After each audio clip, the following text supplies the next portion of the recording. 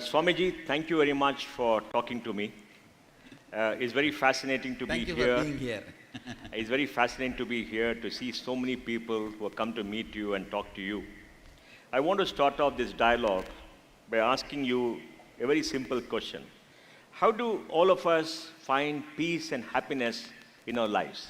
What is the magic that we need to do to be happy and to be peaceful within? Happiness is actually an alchemy process in us, independent of any external happening. We are trying constantly to achieve happiness in the wrong direction, thinking that only certain permutation combinations of the external happening can cause happiness in us. It is like a completely misunderstanding the chemistry.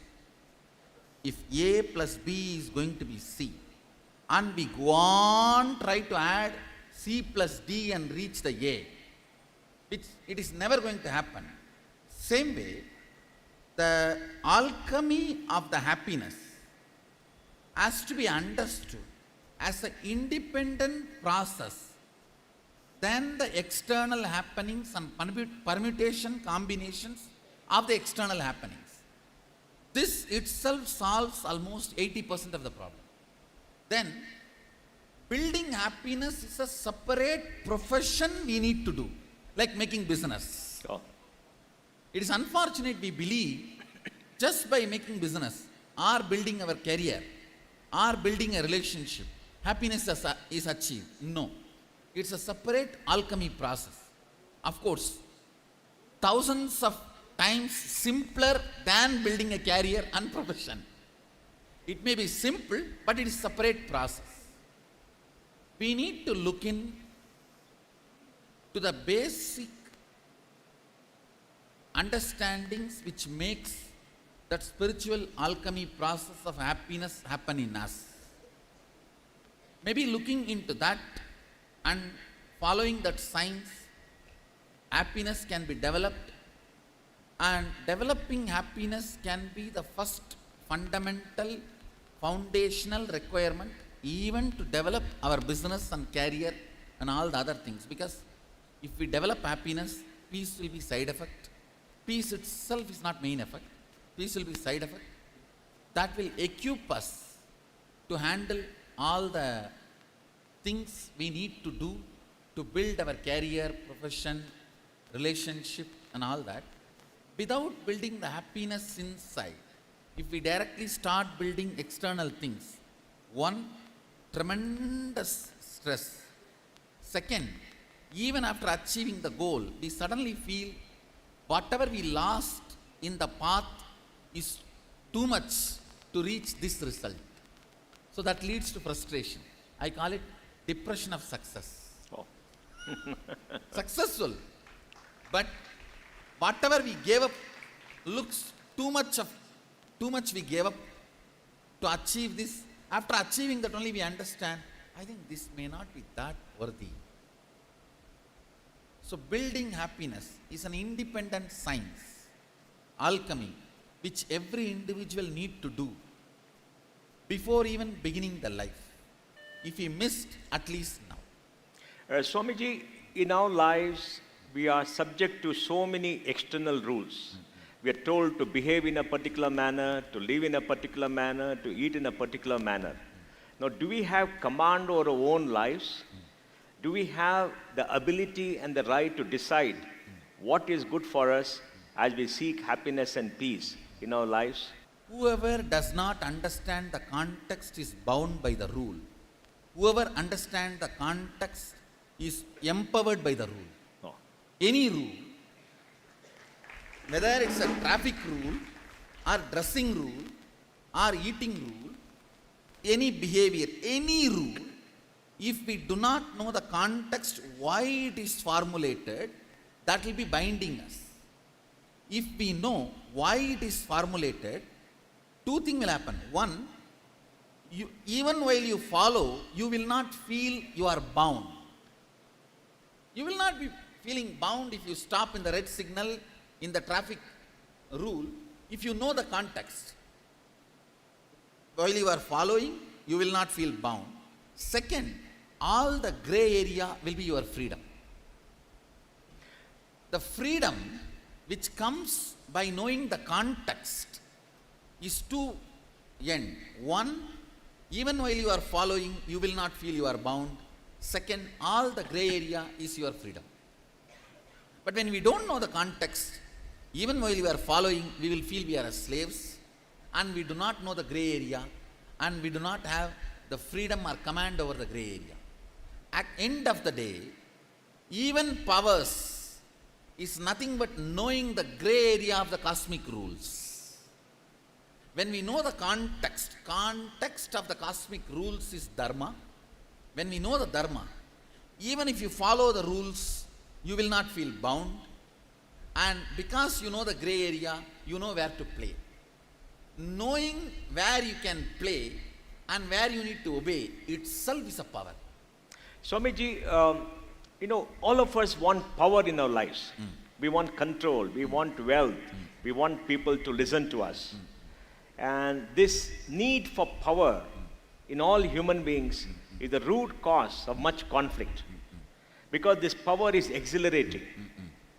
How do we overcome this need for power within our souls, within our body, within our lives? See, first, when we are not able to handle ourselves, control ourselves, when we are not able to come to a relationship with ourselves, we are trying to do this to others. For example, when we are not able to handle ourselves, if we are trying to behave like giving upon us, we will give upon the society. If we are trying to behave like controlling us, we will control the society. How we feel with ourselves, the same way only we will feel with the world. If somebody is trying to control others and feel controlling others gives them joy, there is a deep vacuum in them that they are not able to control themselves. So, they are struggling in controlling themselves. When we are struggling to control ourselves, we will also be struggling to control the world. If we come to completion with ourselves, knowing clearly, these all can be controlled.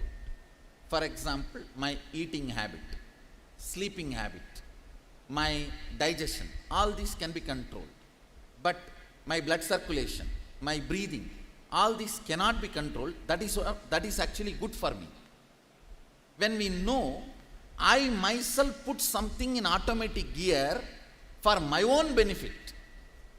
So, this what I put in automatic gear is not binding me. It is actually some of the responsibilities off from me, which I decided. For example, our breathing pattern, our blood circulation. We put all of them into automatic. By us, it is our decision. We put them in automatic so that we can attend to something else. End of the day, coming to the source of everything, context, and understanding everything we are responsible, makes thousands of things clear. When we start getting complete with ourselves, we will manifest the same completion with others. When we are not able to control ourselves, we will try to control us and control others. When we are not able to control ourselves and we give up on us, we will give up on us and give up on others. Everything, the way we behave, whether in a traffic signal or in our career or in our relationship, everything finally boils down to how we cognize us, how we behave with ourselves. Our idea about us is the source from which all this manifests. Even the need for the power is not always going to lead to a completion space or happiness space. We know. We know. Yes. But still, we do it. we do it. I should say it's a blind spot. Blind spot. We know our goal is not going to make us feel the way we want. See, we want certain feeling at the end of the goal, and we want something as the goal, even though we know this feeling and that goal is not going to come together. Sometimes we just start traveling towards any one direction. So I should say, it is more or less our own blind spots, based on our blind spots inside us. Inside us. But Swamiji, we live in a society. Now we have relationships. We are children of a parent. We got friends. We marry. We have spouses. We have children. We have colleagues. We have gurus. Now, this need to find peace within, how does it correlate with the need to have relationships? Can you let relationships dominate your life? How should two people deal with each other when they live together? They're part of a family. With whoever we live, if we are remembering somebody or seeing somebody more than thrice a day, we are responsible for how they feel about us. We are responsible. Yes, sure. Because they are part of us. Oh. See, when you cognize everything, for example, if you cognize your peace, can you exclude your spouse and kids and cognize your peace? No. If you cognize your happiness, can you exclude them and cognize your happiness? No. So if somebody is part of your cognition, they are part of you. We are all together. They are part of you, us. They're part of us. Us. Whoever is part of you, when you cognize your fears, can you exclude them and calculate your fears? No. Something happens to them is also your fear. Yes. When you cognize about your joy, can you exclude them and cognize? No. So whoever is part of your fear, your joy, your pleasure, your pain, everything happening to you is part of you.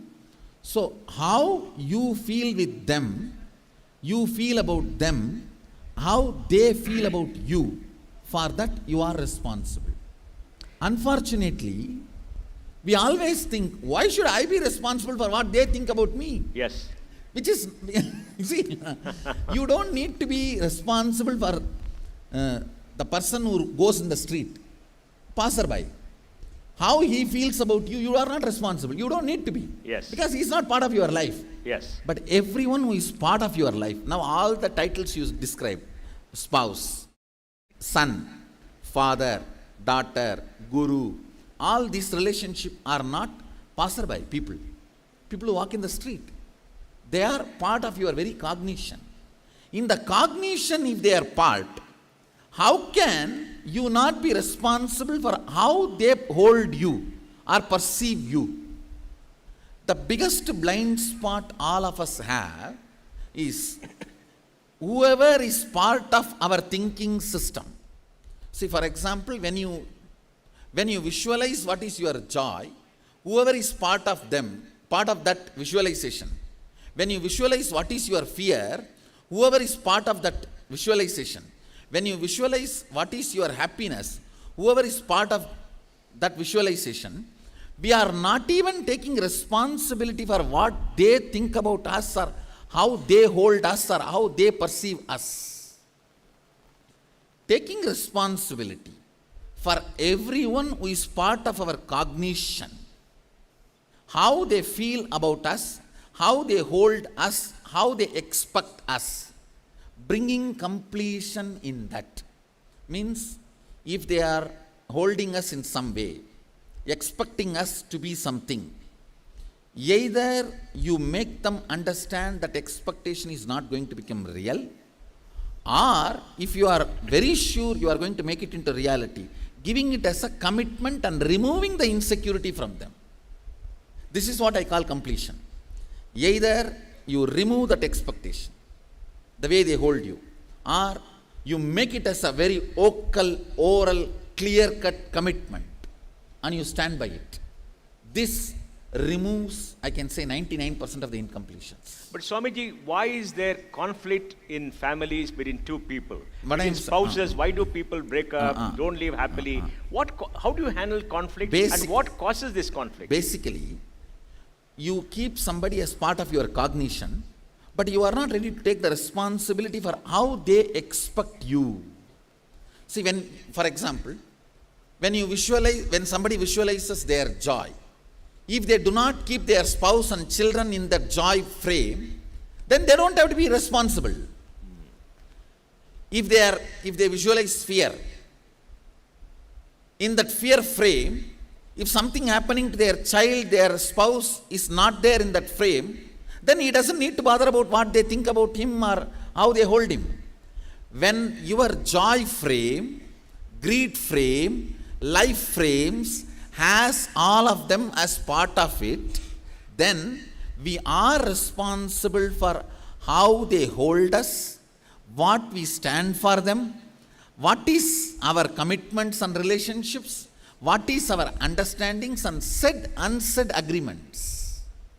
Not leaving any gray area with the people who are in your life frame is relationship. But Swamiji, this is very fascinating.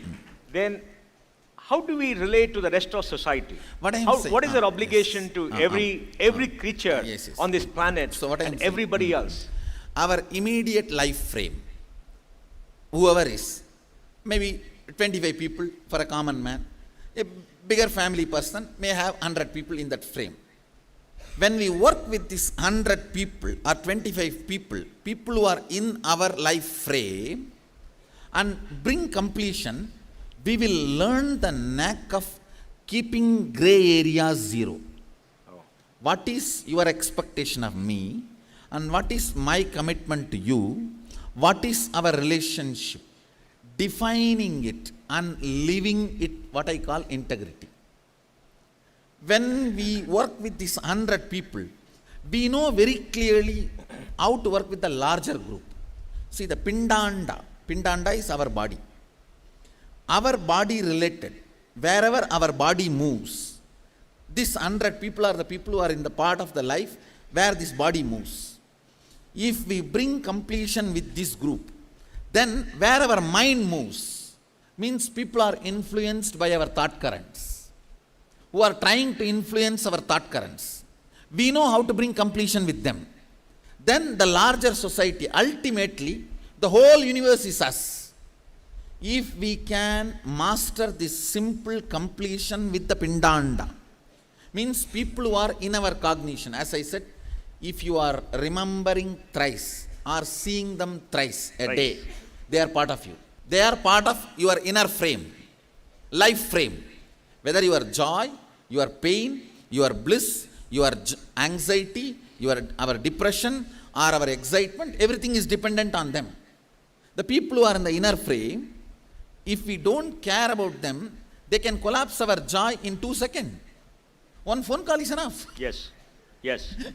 That's true. Yes. Understand? So then we are responsible. Every human being should start ironing out the relationships, especially people who are in his life frame. In his life frame, this ironing out, this completion, the lowest gray area will bring tremendous joy, security in relationships among the beings. This will teach an individual how to deal with the larger group. But Swamiji, if we have to find inner peace, we need to be happy. And we have so many obligations to everybody. Where is the time for ourselves? How do we reconcile this need to get along in the life frame, in the personal life frame, in the societal life frame, with our own space as individuals? Happiness is not always time about the time. See, now you made 2 statements. First, you made a statement, time. Second, you made a statement, space. If we are involved with everyone, where is the time? Then you made a statement, where is our space? Actually, our space is independent of the time. If our space is evolved, 24 hours we will be happy. Oh. The time we are spending, you feel the time you are spending on others, where is time for me? Because you do not understand, we do not understand, all the others are in our frame. Oh. See, end of the day, our whole frame need to be happy for us to be happy, because that is what we call happiness. It's an extension of our own persona. You see, when we close our eyes and visualize what is happiness, we say, my son will be very happily sitting next to me. My spouse will be very happily talking to me. We will all be there somewhere in the vacation. Whatever you visualize, for that frame to become reality, you need to work in every person involved in that frame. Yes. So how can you call that as spending time on others? Yes. End of the day, the frame we are trying to make it as happiness.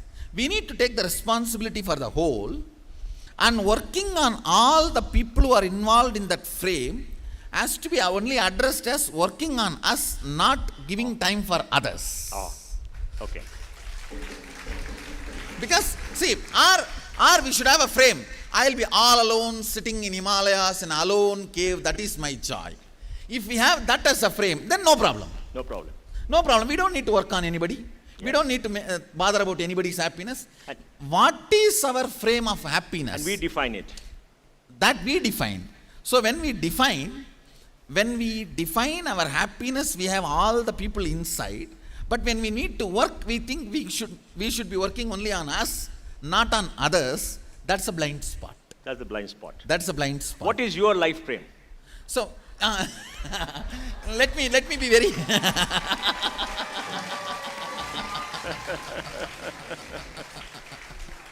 let me be very honest. With all my integrity, I tell you, when I look in on my joy or my bliss life frame, I do not see even me in that. Oh,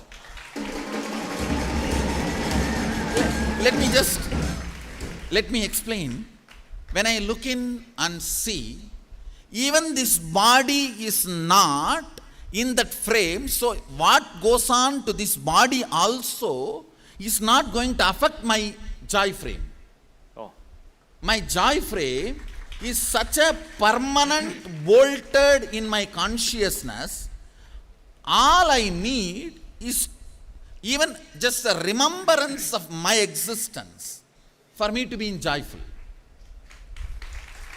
So for example, for some years this body will function, then some years after that it may not function, it may stop functioning, but that is no way stopping my joy frame, because even this is not part of my joy frame. I understand. Yes. Then you may ask, then what for I am working? Yes. I am working casually. Whoever comes in front of me, I will try to make them joyfully. And I will be working with all my integrity, but I am not bothered if they don't become joyful. Oh, Because I don't feel even this is inside my life frame. So even this is an extra. outside. Because even this body is an extra, everyone else is extra. Yes. Whenever we work for somebody's happiness who is not in our life frame, is service.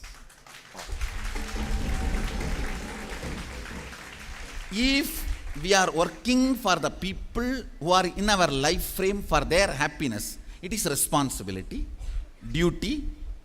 And if we are not doing that, we are not even being responsible. We are irresponsible. If we are working for the happiness of the people who are out of our life frame, that is service. Okay. But Swamiji, there is another big question that comes up. Why is there so much of conflict in the world when at the end of it, mortality is the only reality in life? We are born, and over a period of time, the body disappears, we go away. But why is there so much conflict when I we should know that say- everything ends somewhere? I should say, all conflicts is the blind spots of the individuals fighting, showing only others' blind spots without showing their own blind spots. For example, there is A and B. A has blind spots, B has blind spots. If A sees his own blind spots, it will lead to completion. If he sees only the B's blind spots, it leads to conflict. All conflict is nothing but inability to see our blind spot and too much of third eye on others' blind spots. See, when it comes to seeing others' blind spots, we use 3 eye, 4 eye, all eyes. When it comes to seeing our blind spot, we don't even use 2 eyes. 2 eyes. End of the day, all conflicts, whether it is a conflict in the level of the home, should we have coffee or tea? Should we have pizza or burger? Idli or dosa? Starting from there, should we have this party or that party? Or this economic policy or that economic policy? Capitalism or communism? Whatever. To that level, everything is nothing but inability to see the individual blind spot or collective blind spot. For example, I have a blind spot that I don't want to work, but I feel everything exists, it should be shared to everyone, even though I have not worked for it. So it is an individual blind spot. Many individuals who have the same blind spot gather together and start communism. Understand? Now, many individuals who have the same blind spot, they just help each other, support each other, they feel so comfortable with each other, and then they decide, come on, let's all start a group. So whether it is a individual level, or social level, or the country level, or even in the universal level, or the cosmic level, every level, we try to take advantage of what we have not earned, and we try to keep that as a blind spot without looking.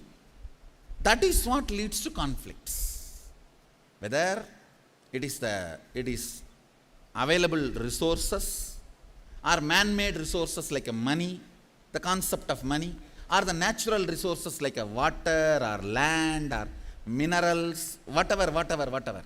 End of the day, not seeing our own blind spot creates incompletion, and not only not completing it and seeing others' blind spot create conflicts, and many people of this level ganging up creates communism. Swamiji, this raises Swamiji, this raises another important question. Yes. Why are some people so successful and many people are not so successful? Is it a lack of ambition, lack of energy, lack of self-realization? Why does success come to... I should say, there is no being on the planet Earth which lacks ambition. Ambition is programmed in DNA. In a DNA. DNA. It is responsibility which need to be cultivated. Responsibility. Ambition is animalistic. Responsibility is human. Ambition is animalistic. Animalistic. By your very existence, you are ambitious. Only then you can grow from fish to tortoise to pig, and even the evolution. Even the evolution happens because of ambition. Ambition is in our very DNA. There is nobody which can say, I don't have ambition. People come and tell me, oh, I don't want money, Swamiji. I am not interested in it. He said, if it comes in lottery for $1 billion, no, then okay, Swamiji. Then it means what? I am not ready to work for money, not that I am not interested in money. You have an interest. So ambition is a nature, animalistic. It is responsibility that decides success. And if a person is successful, what is his obligation to his fellow human beings, to the rest of the world? What I am saying, whoever was in the frame when he was not successful, whoever was in the frame when he was moving towards successful, whoever is in the frame after his success, he is obligated to all of them. He is obligated to all of To them. all of them. It is his duty. It is his duty. Beyond the frame, it is his service. And there's a duty to perform service. Yes. No, I should say, let me be very straight. whoever is involved in the frame when he was not successful, when you are working towards successful, when he is successful, that is dharma. He has to be responsible for all of them in the frame. Yes. Beyond that is a punya. It is punya. If he goes beyond the frame and does good, who is not involved in his success, that is punya, that is service. Is punya required? I should say, Why should we have punya? Hindu tradition expects punya also to be a part of the success. Punya to be a part of the success. Part of the success. You see, as the Shastra Pramana, if I refer to Hindu tradition, Agamas insist on us serving beyond our frame. Agama insists not only people who are in your frame, but it says very clearly, the first responsibility and priority is people who are in the frame. People who have been part of your life, your frame, when you were not a success or when you are working for a success or after you become successful. They only become your first priority. But they recommend always, you don't stop there. Because when you start taking responsibility for all the people within your frame, you develop an infrastructure and tool for taking responsibility. Let it not be unused after you complete everyone who are in your frame. So even serving, you need to develop certain infrastructure. Yes. If you have developed it Yes. for all the people who are part of your success, Yes. then after that, why should that infrastructure be just Remain keeping there. quiet? Yes. Wear and tear. Let it be put for the people who are outside the frame. That is called punya. So, from Shastras, if I go back to Hinduism, the source of Hinduism, Hinduism insists on punya. On punya. On punya. It insists you do that. Maybe I should say that punya keeps a lot of people not entering into immoral and wrong way of hurting the principle on which we built our wealth. For example, if we don't care about the society at all who are outside our frame and they are deprived, they may not be sitting and waiting for all the dharma analysis and all that.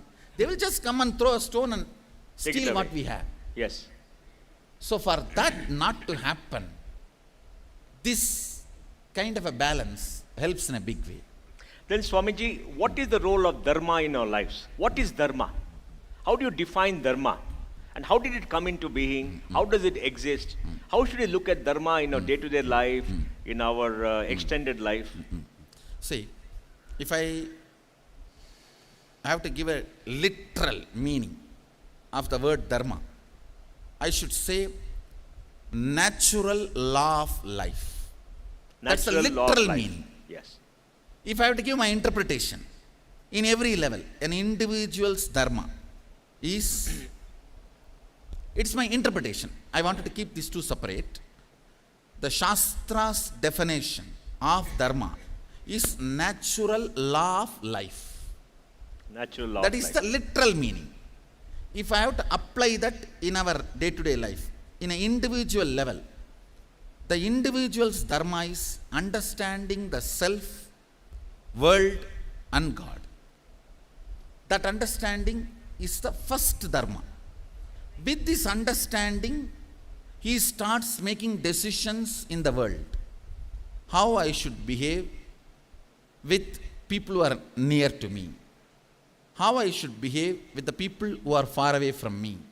How I should behave with people who have a conflict of interest. All these cognitions, decisions, he comes to based on what he thinks as himself and world and God. Jiva, Jagat, Ishvara. Understanding these three is a basic dharma of an individual. Then the dharma comes, means next level. What is our dharma towards the society? What is our dharma towards the larger country? What is our dharma to our own clan? For example, doctors. Doctors have dharma to the doctor's clan. Engineers have dharma to the engineer's clan. Lawyers have dharma to the lawyer's clan. Entrepreneurs have dharma to the entrepreneur's clan. all that comes next. But all these questions, all these understandings of Dharma and questions related to Dharma can be answered by one formula. What is the idea I have about me? What is the idea I have about the world? What is the idea I have about God? Me, playing temporarily in the world, want to be permanently resting in God, is my Dharma. For that, how I should behave with the world, how I should behave with me, how I should behave with God, should be the scale with which we measure at every moment how we should behave. Swamiji, we learn in the epics that when dharma is overtaken by adharma, avatars come. We get a new being who comes and restores the balance. How can this balance differ and become one-sided, adharma getting more than dharma? How can it happen when people are in a constant move to live as per dharma? Natural evolution happening to the next level is the natural law of life. We not allowing that natural evolution in our day-to-day life is called patterns. Oh. For example, naturally in this age, this should be my ambition. When you are young, if you are not liberal, we don't have heart. After 40, still if you are liberal, you don't have brain. No, these are all the natural evolutions should be happening to us. Conservative. It should be happening to us. If we are not letting the natural evolutions happening to us, it is called patterns. Too many people are not letting the natural evolution to happen is the cosmic pattern. Whenever an individual is stuck with the individual pattern, to break that pattern and liberate him, Guru appears in life. Whenever the universe is stuck with an universal pattern, to break that and liberate universe, an incarnation appears. Too many people, I should tell you, during Mahabharata time, too many people are stuck in a pattern called trying to grab without working for it. The extreme consumerism. Anything I see is mine, I do not need to work for it. The extreme consumerism was becoming a mainstream thought current.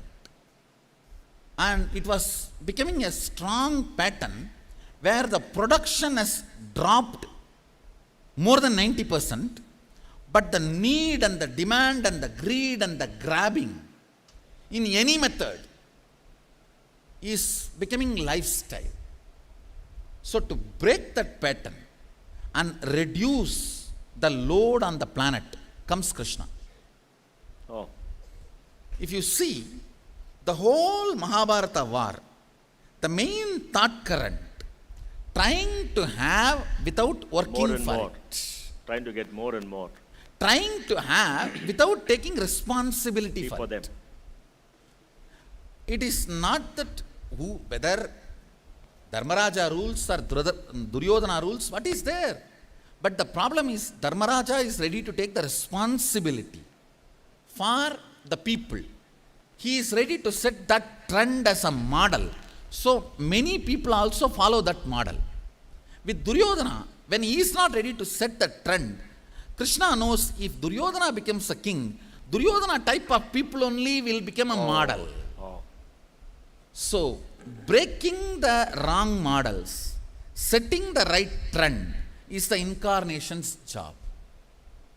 Breaking the wrong patterns, setting the right trend is the job of an incarnation. When it becomes too much, for example, one small example I can give. 100 people are living in a community.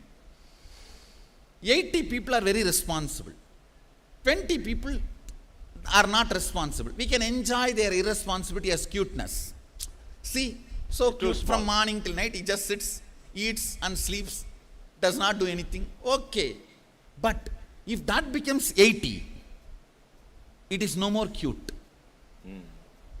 It becomes a majority. It becomes not only that, weight. Weight. So, when it becomes weight, and even after it becomes weight, and they are not ready to change that pattern, it becomes a strong thought current. Then no other way. Either the pattern or the persons who are not ready to give up that pattern need to be eliminated. The thought current and the model need to be eliminated. So you justify violence. Planet Earth cannot survive. So you justify violence. No. Please understand. Let me be very clear. Let me here come very clearly. I should look upon, it should not be looked upon as violence. It should be looked as a surgery. But who See, decides? Yes, that is what. Let me look at that. The outcome of after what happens decides whether it was a surgery or violence. After effect of the Krishna has decided what Krishna did is a surgery. Yes. So it is only the after effect we can label it whether it was a surgery or violence. But who decides the time is opportune? Let me be very clear.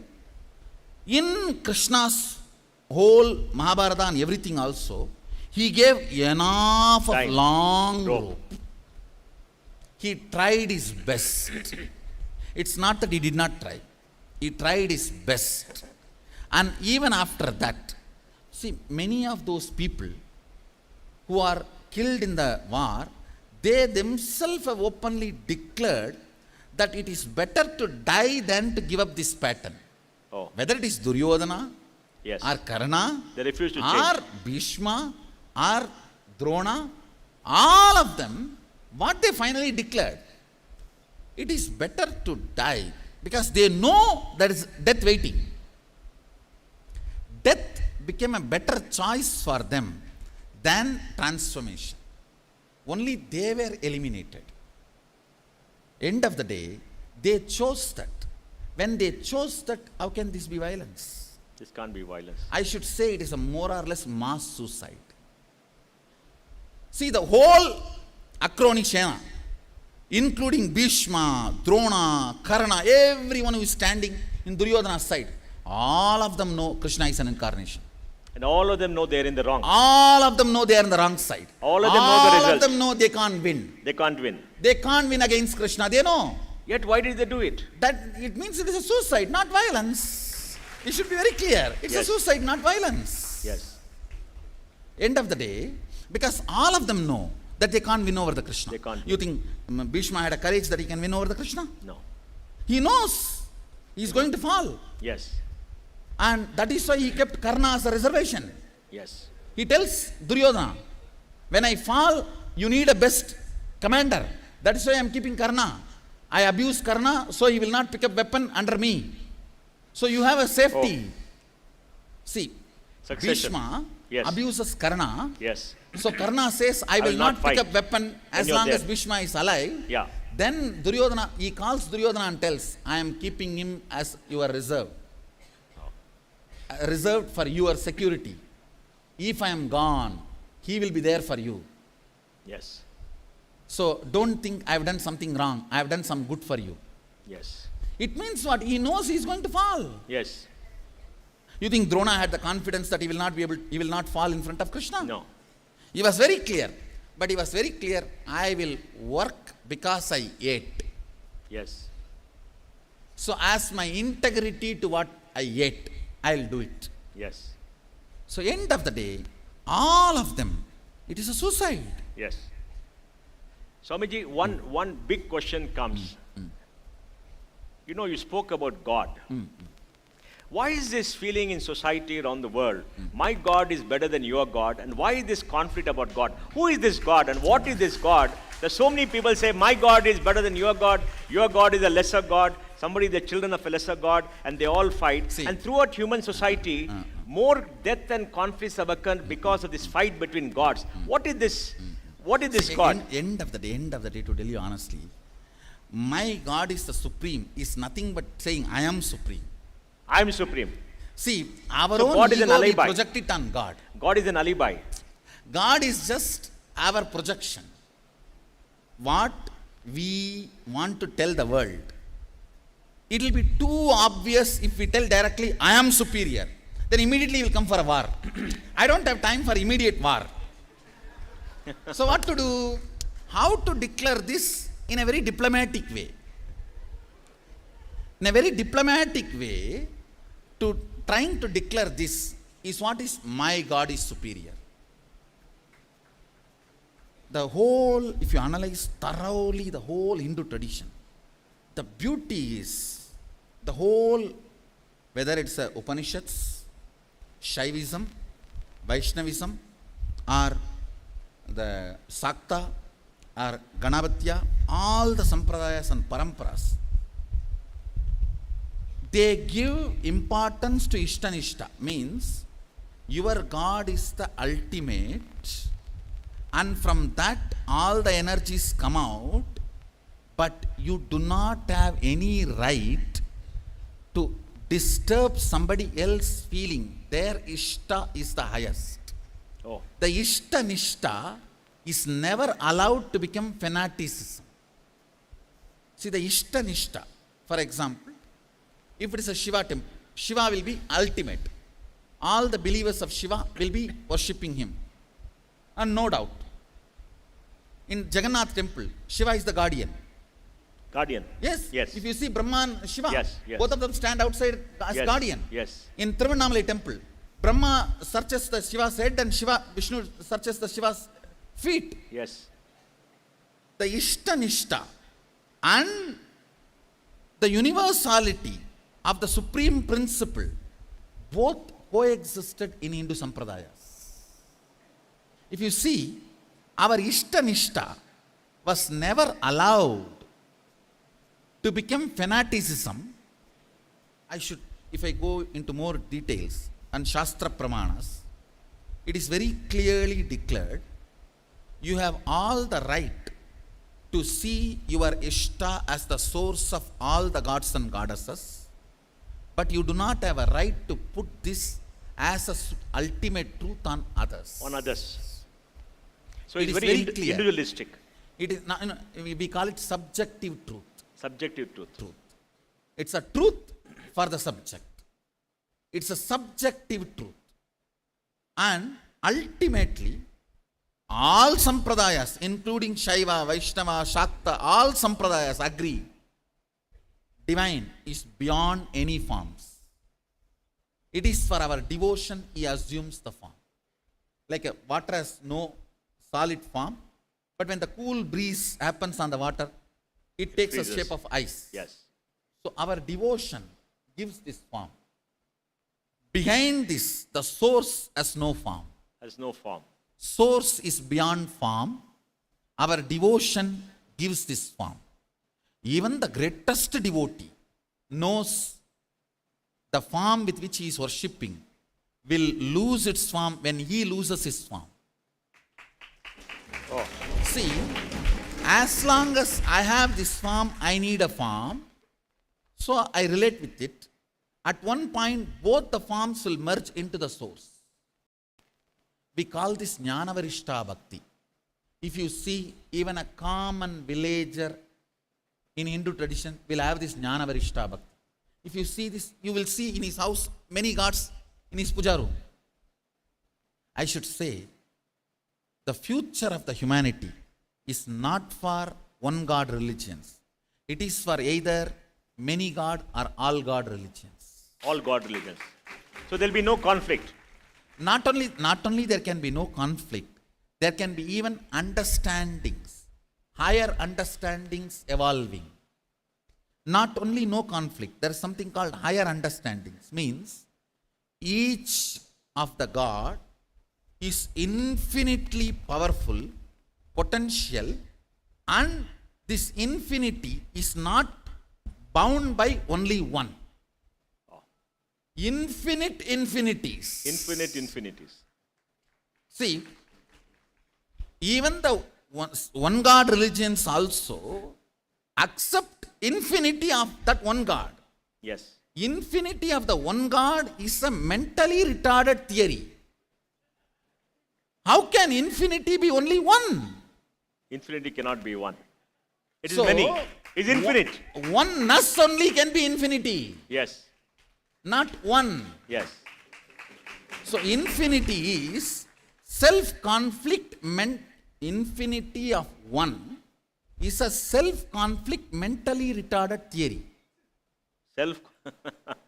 See, what I am saying, infinity is the peak conception, visualization, fantasy of logic, length.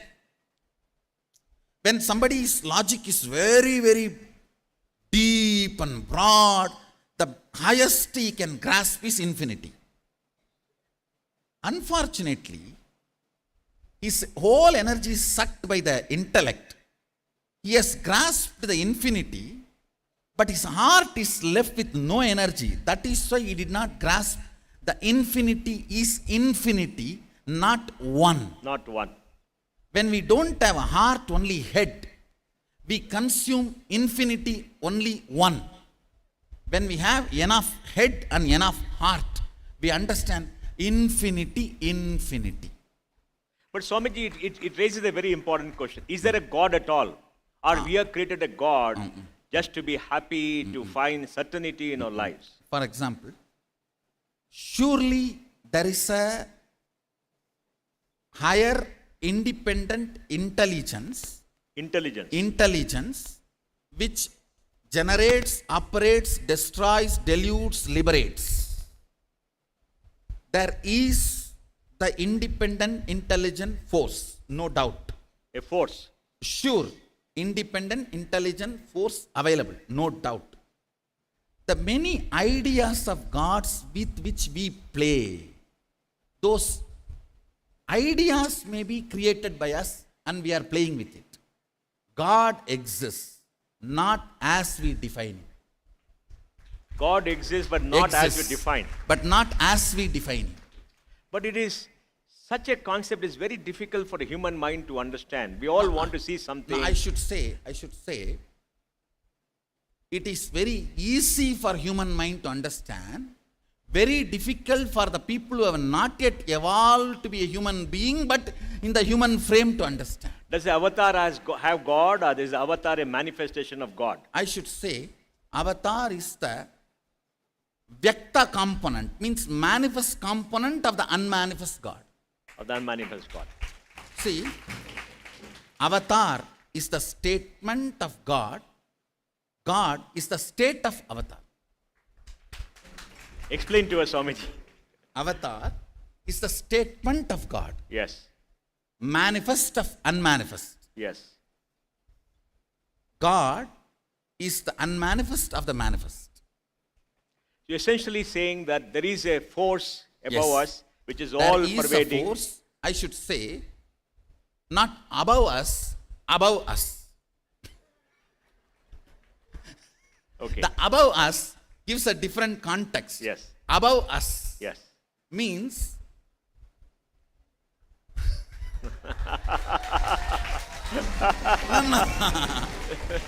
see, what is unmanifest in all of us? I should say not even this way. It's a this way. Or this way. That means it's everywhere. See, It's everything. when I say above us, it becomes like this. Or I should say, the air we are all breathing, the space we are all in, as independent life, the source of that life is God. There is a source. There is a source, and it is intelligence. But Swamiji, It is not just power, automated mechanism or automatic mass software, like how they try to show in the Matrix movie. No. It is not a large automated matrix. No. It is an independent intelligence which can make decisions, and very which large can decisions. intervene. Large decisions. What I am saying, not only large decisions. You see, it can make the decisions as big as moving the planet Earth closer to sun or far away to sun, and it can make decisions as simple as removing one small Rudraksha from this bead. It is capable of micromanagement and macromanagement. If it's capable of micromanagement, what is our role as human beings? Are we all Katputlis? Are we all puppets in a big puppet show where somebody is doing a superior power? Or do we have a right to decide and do things for ourselves? Yes. Now let me, first of all, even in puppet show, puppet is not completely controlled.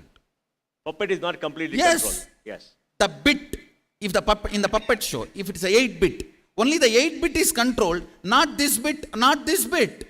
Yes. Yes. Even in puppet show, puppets are not completely controlled. So, in our life also, we are not completely controlled and we are not completely free. There is certain amount where we have a freedom. For example, everything affects our life. We have a freedom to decide. Full freedom. Full freedom. Everything affects others' life. We do not have a freedom. Because others' goodness is involved in it. So everything that affects everybody, we don't have the freedom. We don't have freedom. Everything affects our life. If you sit and list out those things, all of them we have a complete control, complete freedom. It's like a cow is tied with a 2-meter rope length. Within the 2 meter, he can sit, stand, grass, do whatever he wants. Within the 2-meter length, if he behaves properly, the rope can become 10 meter or liberated once for all. So within the 2 meter, how he behaves decides the length of the rope or the liberation. Same way, we are all empowered with certain freedom. Within that freedom, how much of responsibility with which we behave, that decides whether our freedom length is going to increase or decrease or once for all freed. When somebody establishes his track record, his freedom is only going to do good to others. Suddenly you see he is completely free. No. All the resources are at his disposal. Everything comes to him. Everything comes to him. All the things are under his disposal. And there is he doesn't feel suffocated by not having money, time, intelligence, energy, resources, anything which he wants to achieve. I am seeing very clearly. I tell you from my own experience. Whatever I want to do, I am seeing very clearly everything automatically aligns. I just have to see and enjoy the whole fun. If a power is manifesting in this body, I am already seeing the structure to reach this power to the world also gets assembled. Along with this manifestation, that structure also manifests. So I am very clear, there is a very powerful intelligence operating, and that does not mean I am sleeping. I am participating actively only to enjoy. Only to enjoy that. Now, Swamiji, so many people are listening to you. They come here to willing to talk to you. What is motivating them? What is compelling them to come here? What is attracting them to come here? What is it making them come thousands of kilometers from all over the world? Don't you think that it is reasonable to ask this question to them and then to me? You understand?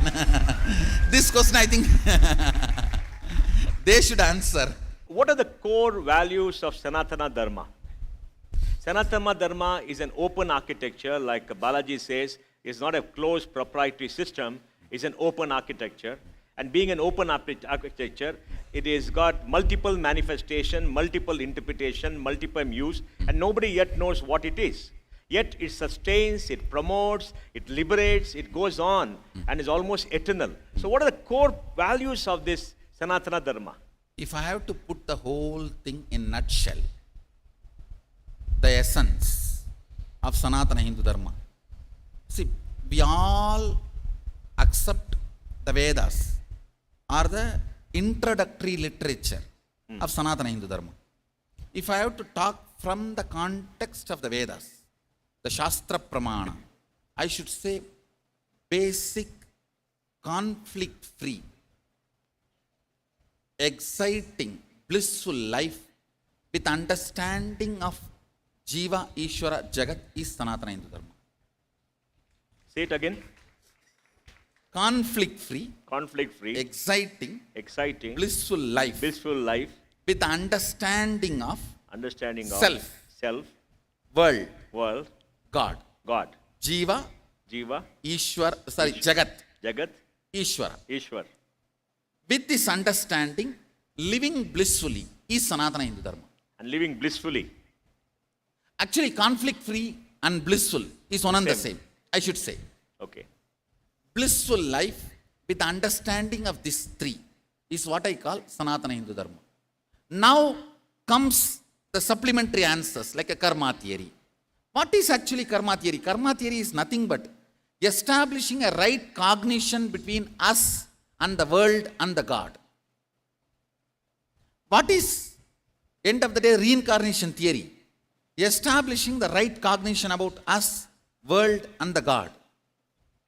All the core values of Sanatana Hindu Dharma, whether it is ahimsa, or satya, or asteya, or aparigraha, yoga, kriya, everything if you see, it boils down to this one core, bringing understanding between Jiva, Ishwara, Jagat, and bringing bliss between these three. Bringing bliss with this understanding of these three is the essence of Sanatana Hindu Dharma. Living happily with Jagat, with Ishwara is all Sanatana Hindu Dharma.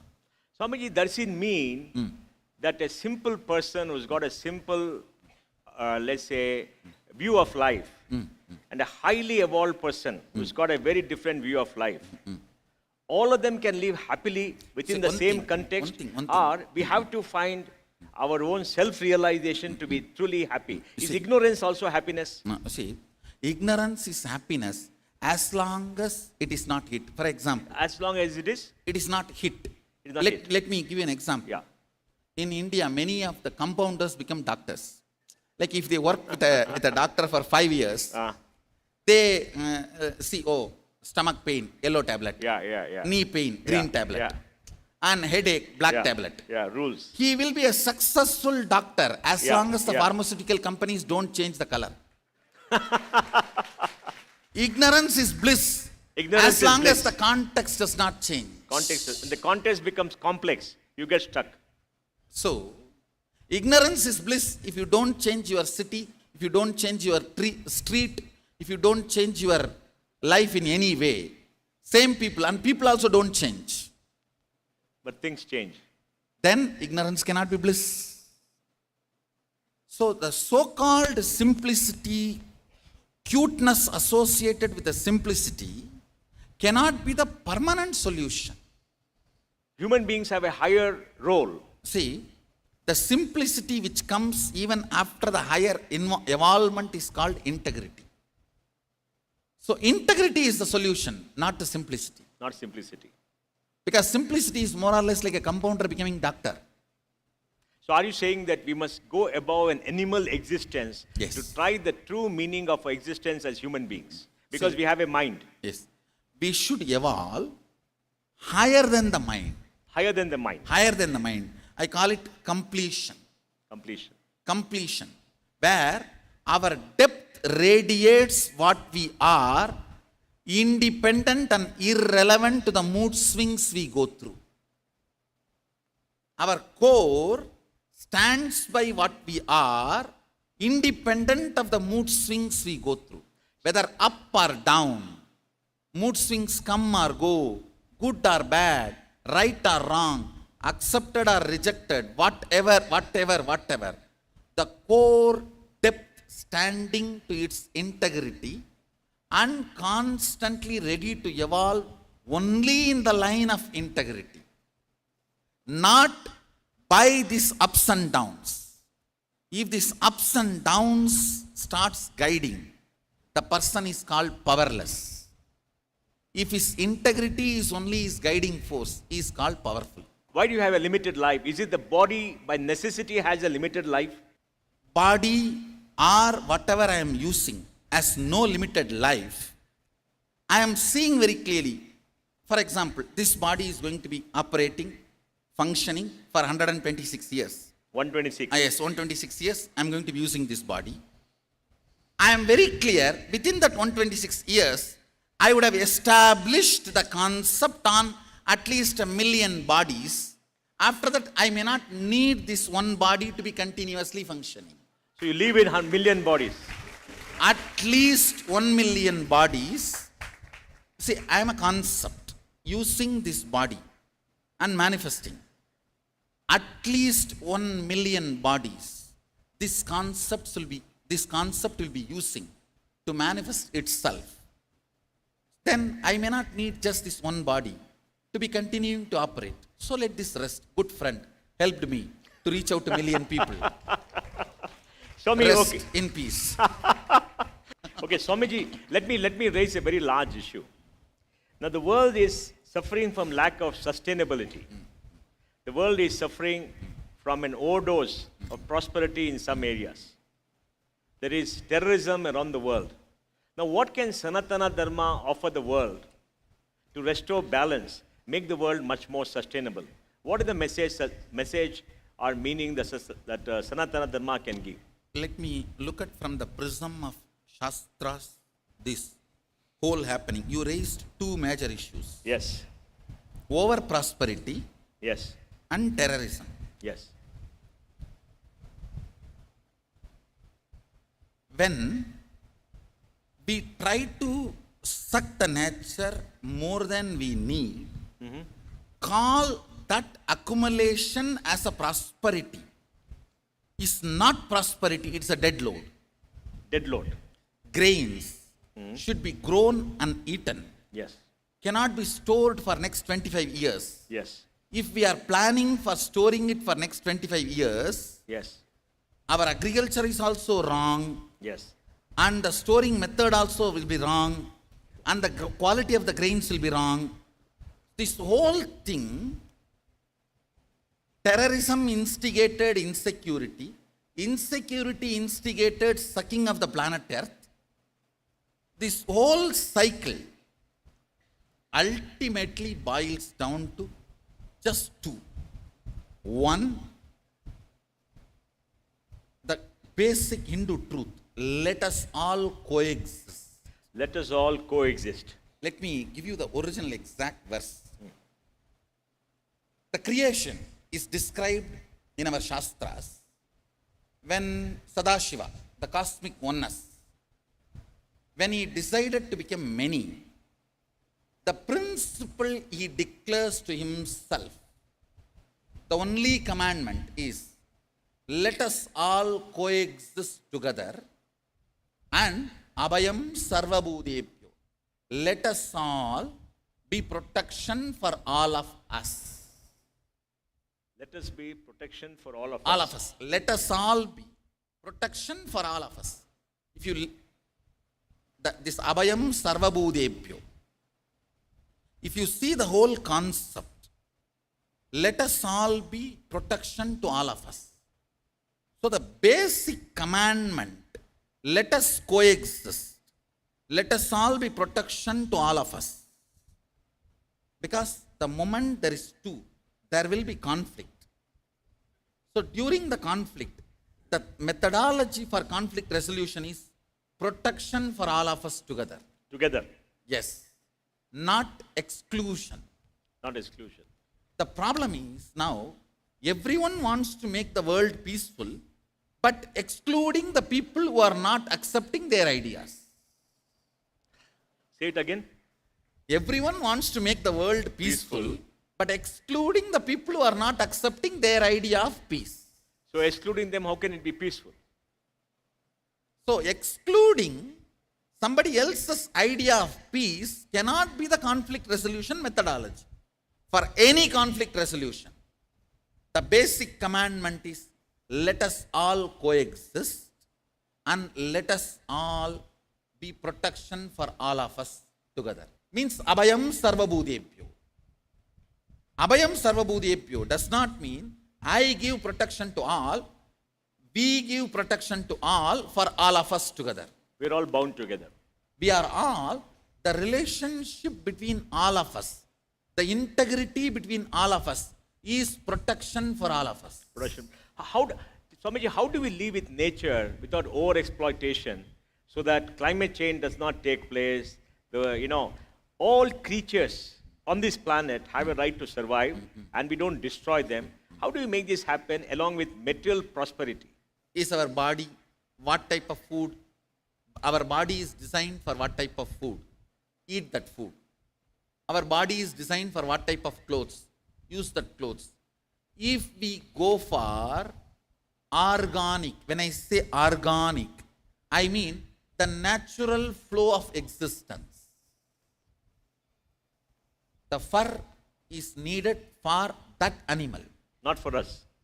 Surely not for us. If we need, God would have provided that. Yes. Yes. He would have provided that for us. Yes. Animal protein is for that animal, not for us. If we needed it, He would have provided for us. Yes. What for we are created? If we go to the core and go with the flow of our core, the life will be best. Going with the flow of our organism is what I call organic. Whether in a food, our lifestyle, our furnitures, or the clothes we use, or the gadgets we use, or the items we use, in everything. Going with our organism. Our body is not mechanism. It is allopathy which declares this as a mechanism. Ayurveda declares this as organism. Going with the flow of this organism is what I call Vedic lifestyle, Charya. This lifestyle is the solution. And also I want to tell, at least at present situation, it is an impractical solution. I know. It's impractical. Impractical, I know.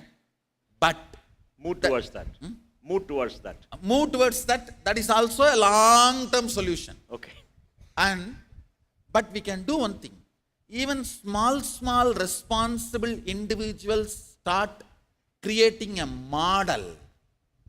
The models can become anytime models and tip the point. Can come to the tipping point. Actually, we always think, how can the models change the society? But till now, if you see, all big changes happen from the models. From the models. So what is your... It is a model. As long as only few people think it's a model. If few more people start understanding it, it is a discovery. If few lakhs of people start understanding it, it's a lifestyle. Swamiji, what is your message to world leaders on sustainability and this violence? I mean, what would you tell them to do as the two important things? If somebody listens, I'll tell them these two.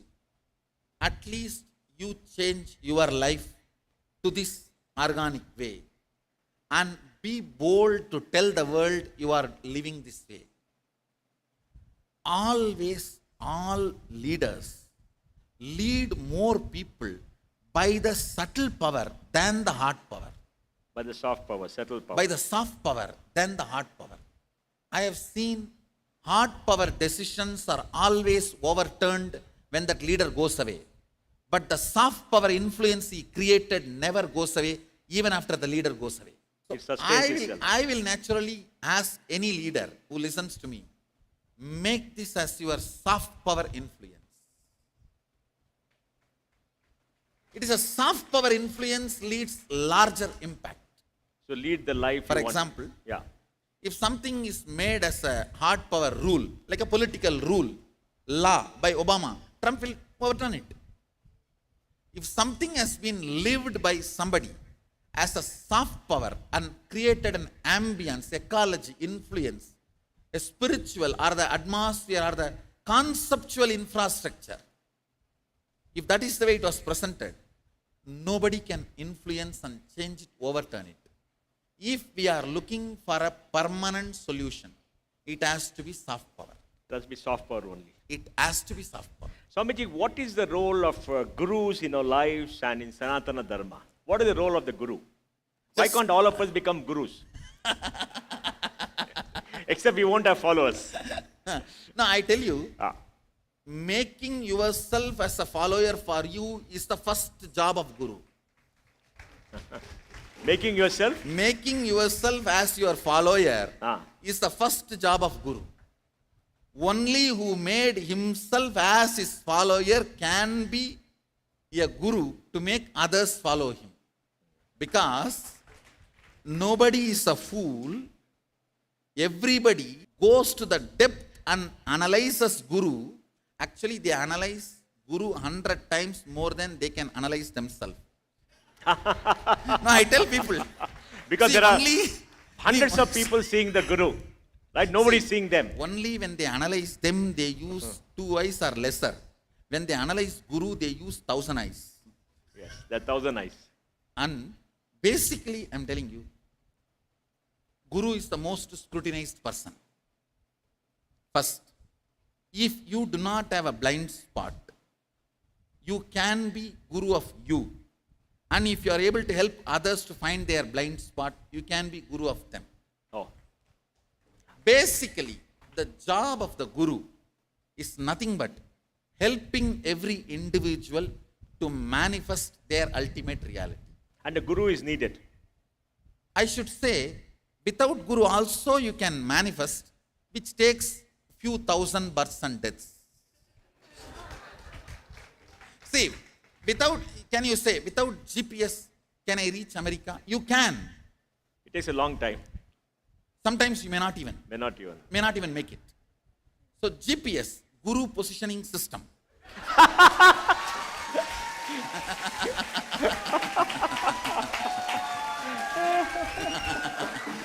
Makes journey easy, joyful, and certain. A certain kind of a certainty. Because, see, when you see somebody swimming, beyond logic, you are convinced you can swim. When he can swim, why not me? Then you start taking the steps for it. So surely, GPS helps. Makes it easy.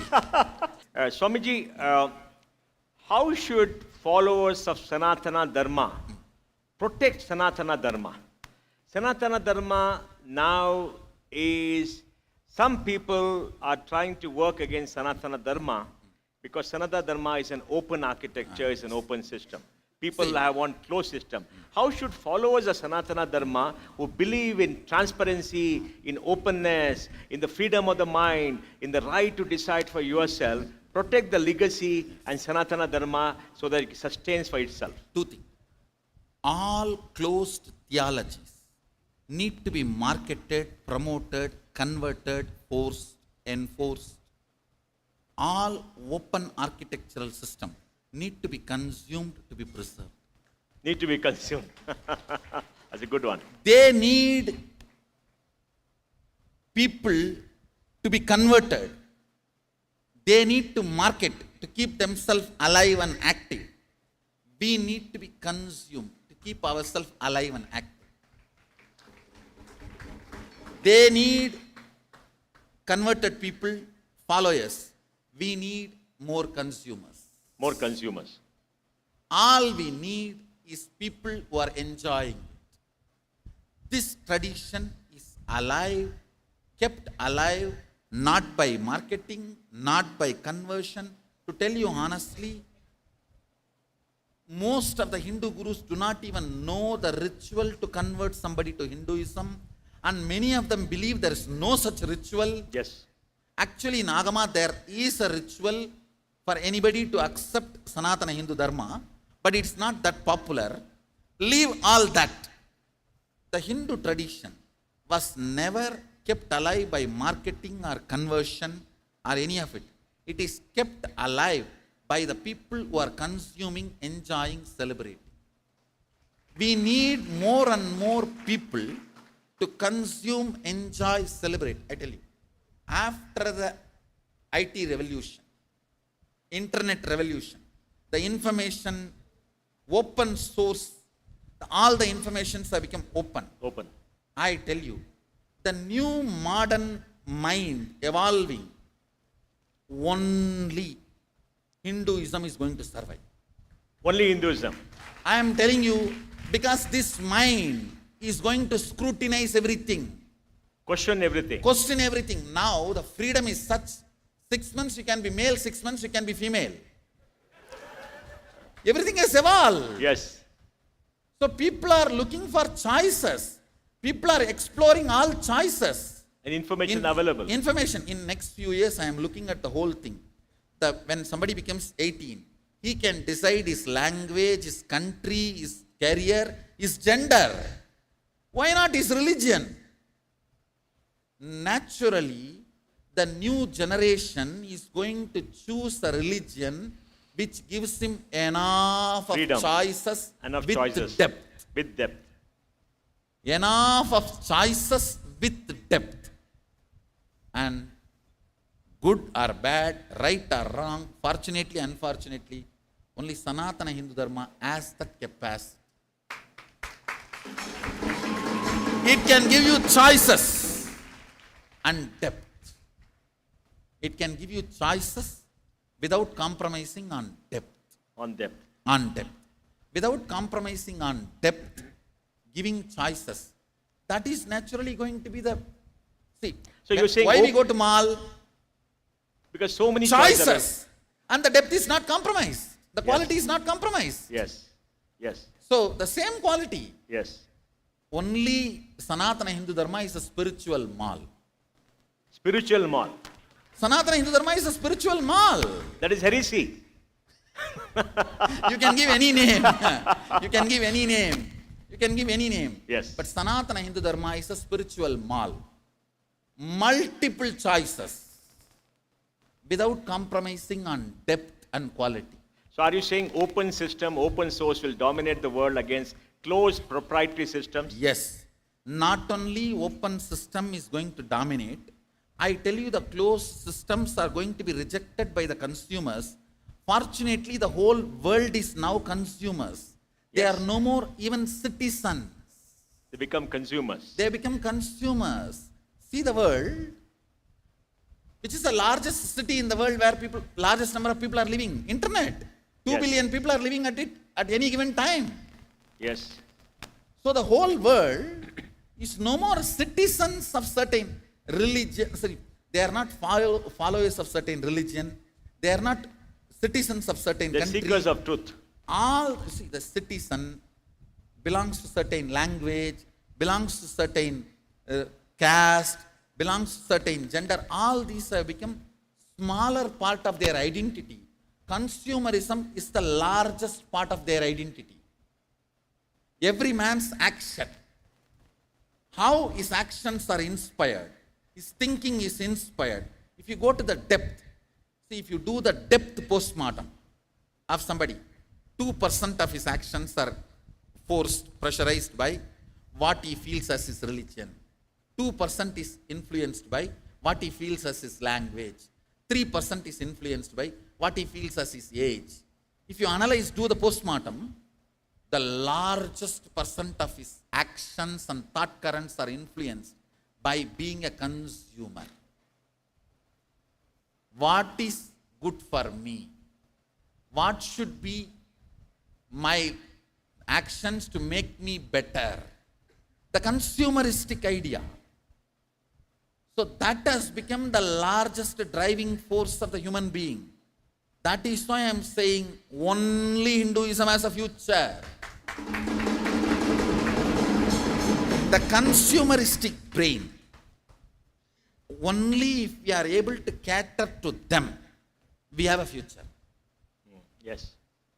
Any ideology, any theology, which can stand the demands of the consumeristic brain, only that is going to be the future ideology and theology.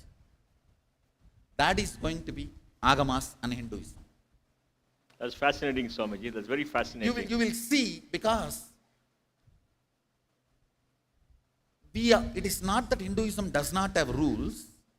It very clearly says rules is only when you are not able to handle yourself. For example, you are not able to wake up in the morning and do yoga. Then a rule comes, you have to do cold water bath in the morning and do yoga. Oh. But once you start enjoying yoga, the rule is not there anymore for you, then you are given the context, maintain your breath this long, blood pressure this much, and this should be the way of your bowels functioning. This is all is health. You continue. Then nothing comes. After that, no rule. You are given the context and you can manage that with your breathing, with your exercise when you want, what do you want to do. So the Vidhi Nisheda is given only when you are not able to handle yourself. The moment you are able to handle yourself, you are given jnana and given freedom. Charya, lifestyle is only in the initial. Then you are given vidya, jnana and given freedom.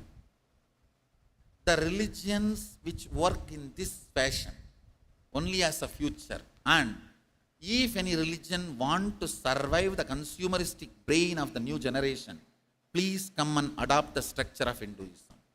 An open architecture. And I am also seeing many of the liberal groups from other religions are slowly absorbing our style. See, by conversion, by promoting something being marketed, all is old style till the Second World War. There is not going to be a Third World War. No. We are very sure. Very sure. When we are very sure there is not going to be a Third World War, the religion spread by marketing, conversion, cohesion, all that has no future. Yes. Because their infrastructure for spreading is no more useful for human society. Humans are rejecting. And the infrastructure we built for generations, 60,000 years for our survival, is becoming now useful, and that is what is being consumed by left and right. So the future demand and the infrastructure we built are fortunately matching. That is why I am saying only we have future. That's very interesting. See, for example, even as initial level guy, my brahmachari can sit and do Vakyartha Sadas. Vakyartha Sadas means convincing the consumeristic brain that this is the best technology and software to adopt to run your life. What is religion? The best software to run your life. Software for being is the religion. Software for being. Software for the being. So, even my brahmachari can convince any being this is the best software available. It is not, see, if other closed sources are Windows 1, this is not even Windows, it's a door.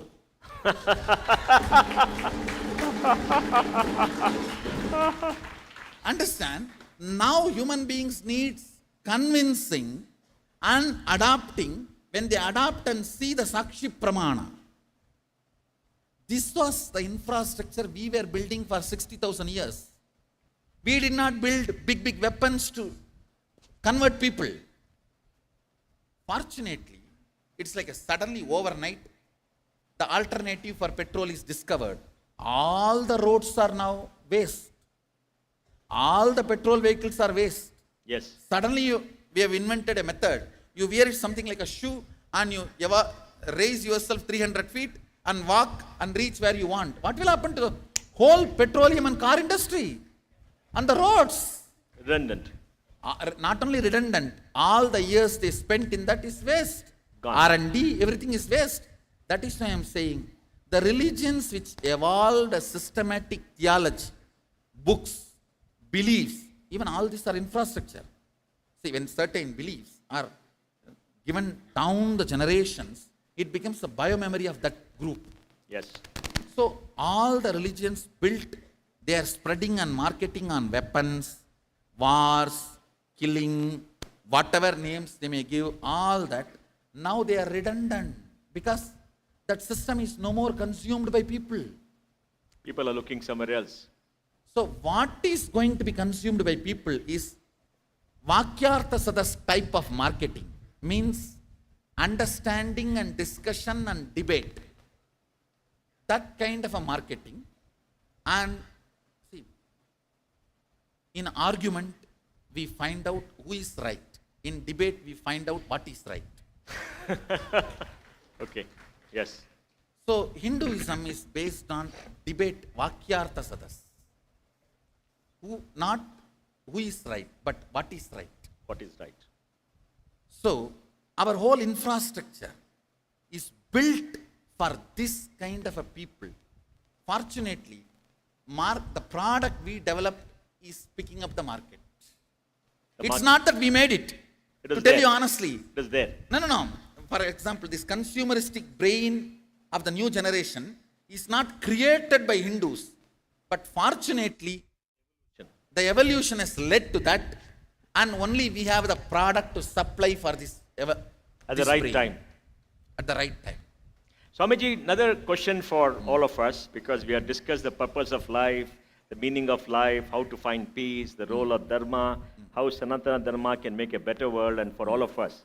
Now, for businessmen, business executives, what is your message to be successful?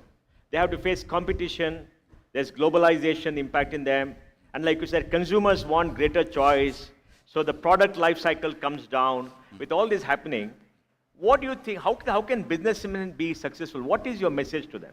Basically, competition, then value addition, then Dharma, means our ethics.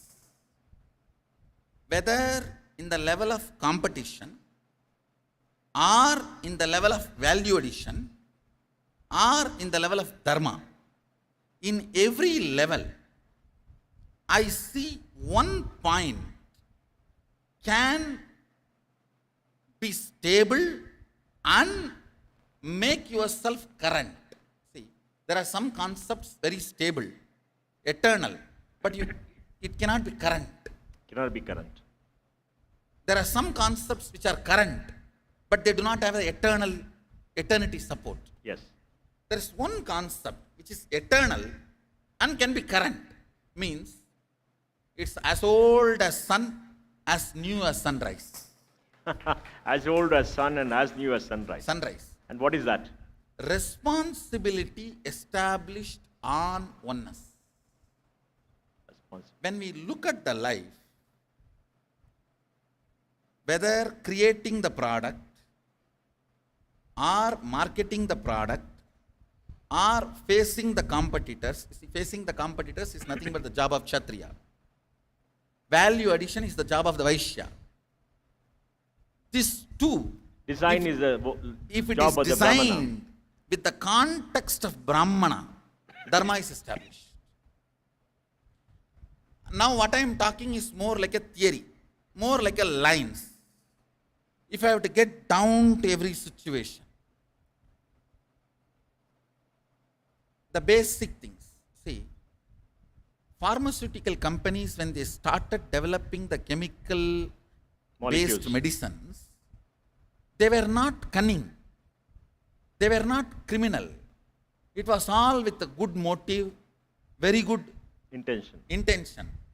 But when the huge marketing infrastructure is established, and they do not have enough product to supply and sustain the marketing infrastructure, now they are forced to retain their marketing infrastructure.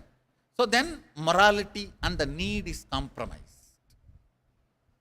So this is what I call bending the context of a Brahmana.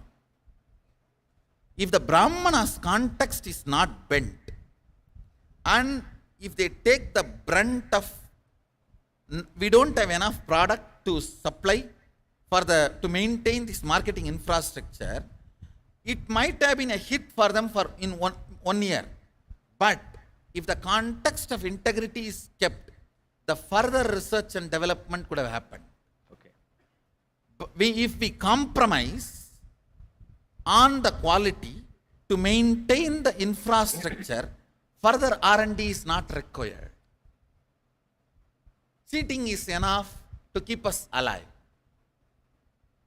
If we don't compromise on the Brahminical Dharma, the context, these two, competition and this value addition, these two will not kill each other. Will not kill. Innovation and The integrity. competition kills the value addition without making innovation possible. If the competition is maintained, faced with the responsibility of the value addition, And the innovation happens. Innovation happens. And that's the rule for success. Rule for success. And I tell you, anywhere, when we are hit with the reports, it's collapsing. Our marketing infrastructure is not able to sustain the income which is coming. If we are hit, the reaction comes as a cheating. Oh. Less reaction, more action. More action. And that is a rule for success. So the leaders need to be more acting, less reacting. Then the decisions will always be without compromising the context of Brahminical principles, Dharma. And without, the competition will not kill the value addition. Swamiji, you spoke about punya. How does punya and business and dharma go together? I should say, Is making profit punya? if we are not allowing the competition kill the value addition, that is punya. That is punya.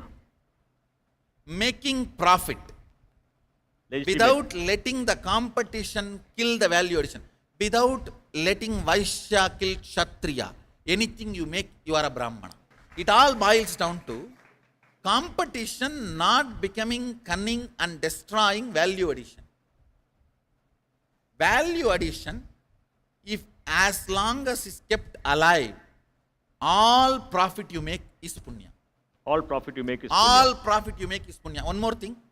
So Apple, all the huge profits of Apple is a punya because it's based upon innovation, competition, good I should products. say 100% punya. For example, this chair. To make this chair, it may take 100 rupee. But I have all the right to sell this chair even for 10 lakh rupee. Saying, I sat on this. It's a value addition. The value. Because you see, value is only based on what people want. Understand? Yes. It is not what all the ingredients put in that. What all the ingredients put in that and what comes out is output. That is not value. Yes. Output is different, value is different. Yes.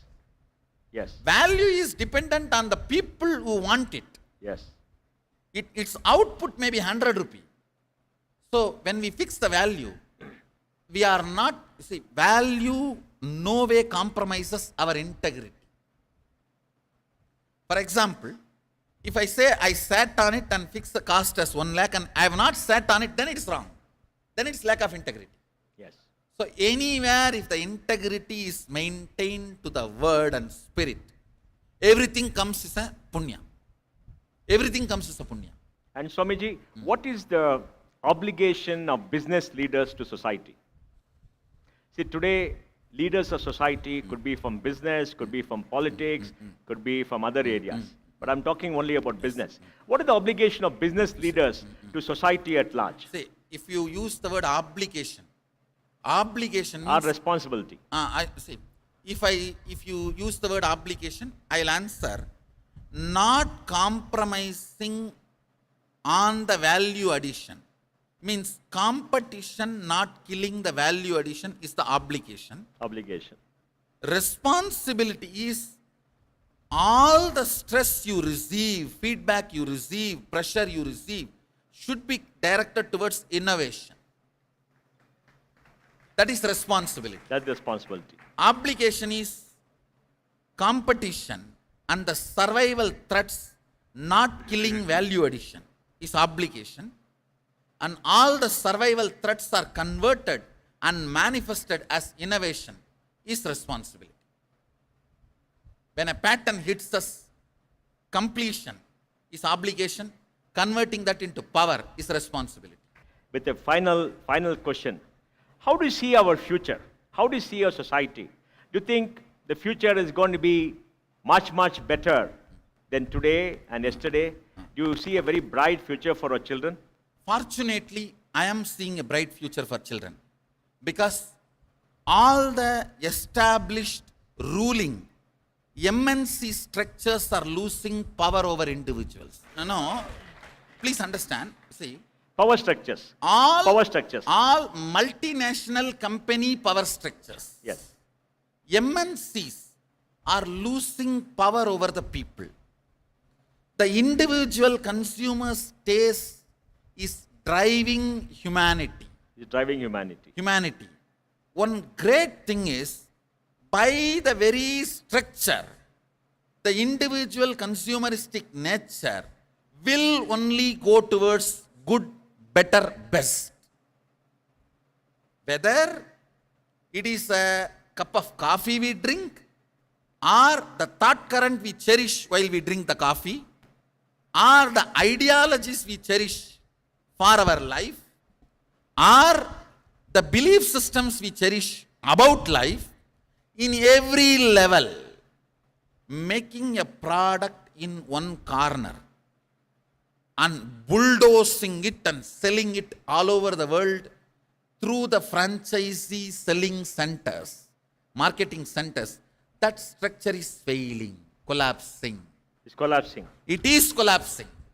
Whether it's food level or cloth level or ideology level, in all levels, this system is collapsing. Indigenous food style, indigenous Localized. clothing style, Localized. indigenous thought current religions are gaining power because of consumeristic brain and consumeristic new generation. See, a consumeristic new generation is not going to be satisfied by the marketed products or ideologies or theories. One fortunate thing is, even in the media, the mainstream media is losing power over the people. A corporate media house, which is established infrastructure, need to compromise on truth to retain their establishment and infrastructure, is losing power over the social media guy who has only one iPhone and who is able to put anything he wants in his blog, in his Facebook. He is more trusted, consumed by people than the established media houses. Yes. See the whole thing turning. Yes. I'm not talking And is some it a turn for theories. the better? Turn for the better? Surely this turn is, you see, now it's a fluttering period. Now Fluttering it's a period. settling period. Yes. But for future, this is best. And who are going to be the winners? Consumers. Winners are going to be the consumers and the people who are supplying the best things, who are able to stand the competition without compromising the value addition with the truth of the context. Sanatana Hindu Dharma. Thank you very much, Swamiji. I think it's been a very fascinating to us. Thank you very much. Thank you very much for this Thank you. conversation. So, end of this discussion, this is the conclusion I wanted to share with you all.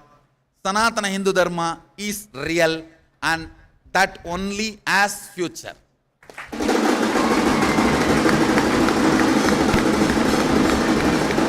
Thank you all.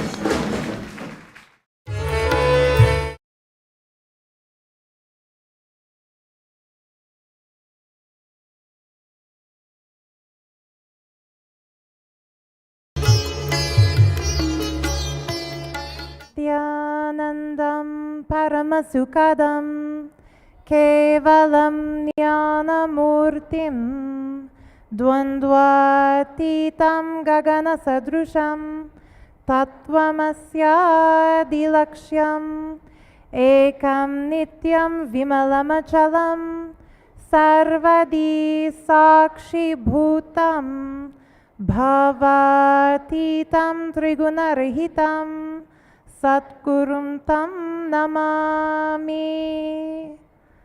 Nityanandam, and a very warm welcome to this evening's very special satsang, Ask the Avatar.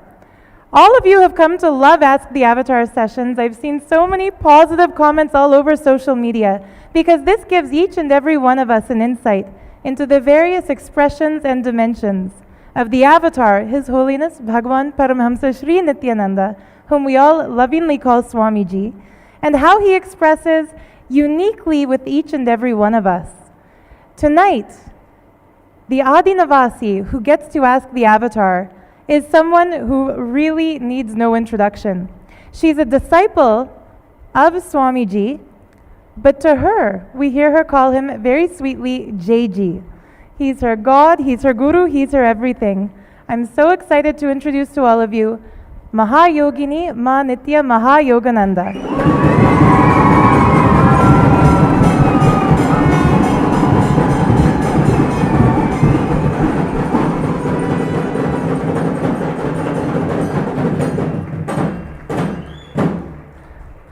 Ma Mahayoga is one of Swamiji's many kids, lovingly called by him as Kanna, which she has sweetly started to call all the rest of us, reminding us of the loving oneness with him.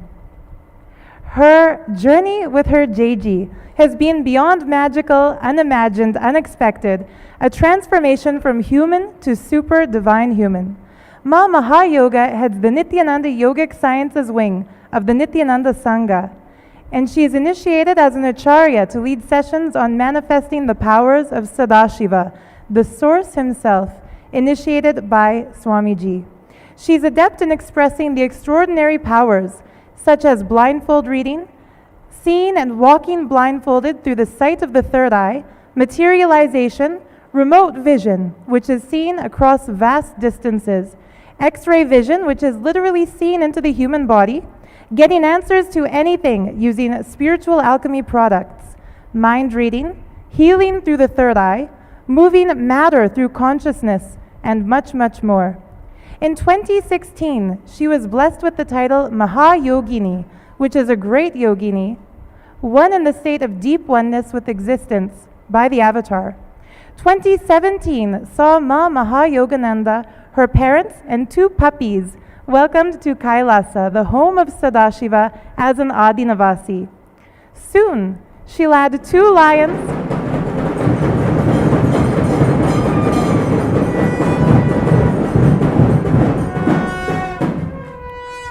Soon, she will add 2 lions and a horse to the amazing power manifesting tribe here.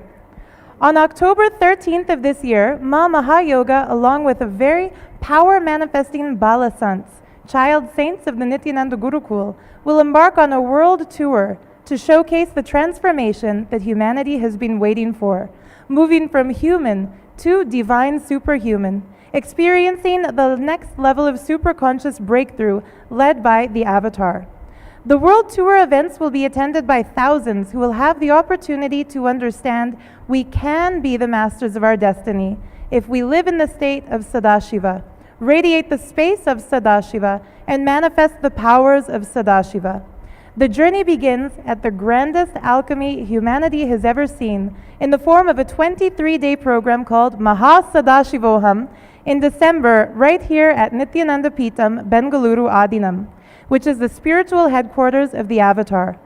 At Mahasadashivoham, the most mystical processes combined with potent alchemy-inducing herbal preparations called Aushadha will see attendees able to casually visit other non-earthly dimensions, befriend divine beings, manifest extraordinary powers the likes of which we haven't yet imagined, that make us understand the grandeur of life and the insignificance of our typical day-to-day problems.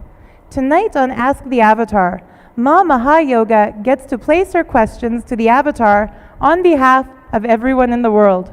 Before she does so, she wishes for all of us to peek into her journey with the Avatar till date and see what preceded the auspicious moment in her life when she laid eyes on Swamiji for the very first time, a moment which made her understand that he is with her even when no one and nothing else is.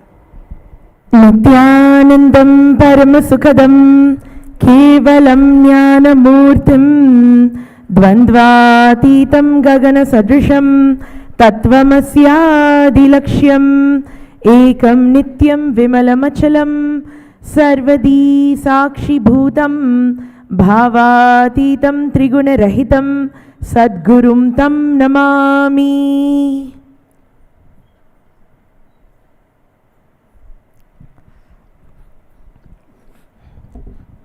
Ji.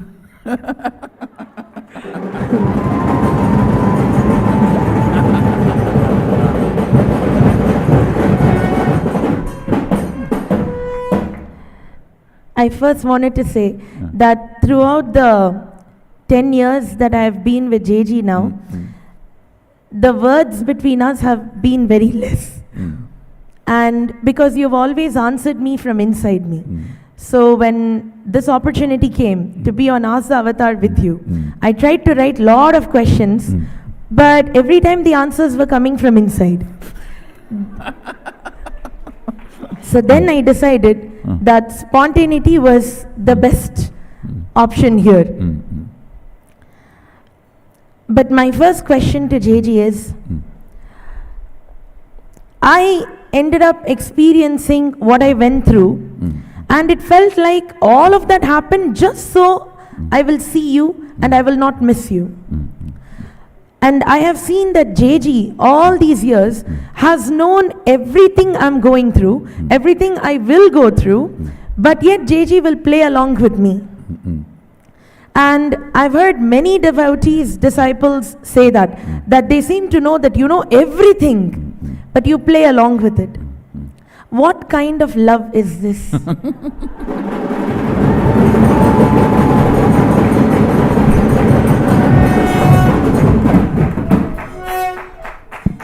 Nityanandeshwara Sadashiva Samarambam Nityanandeshwari Adishakti Madhyamam Asmadacharya Paryantam Vande Guru Paramparam.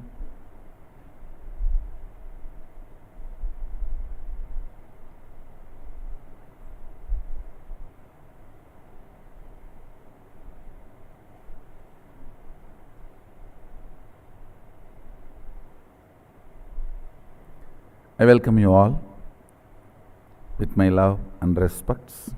Mahayoga, first let me respond to that first word, JG.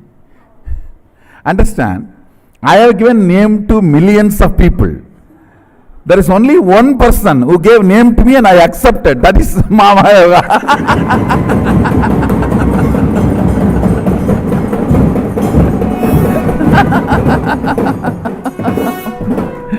My gurus have given me names, that is different. My disciple giving me the name and I accepting it.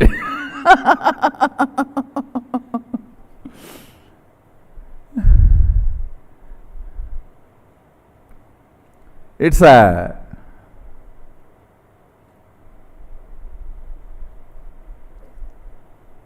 thought current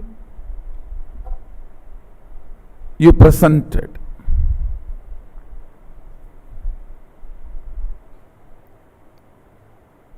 That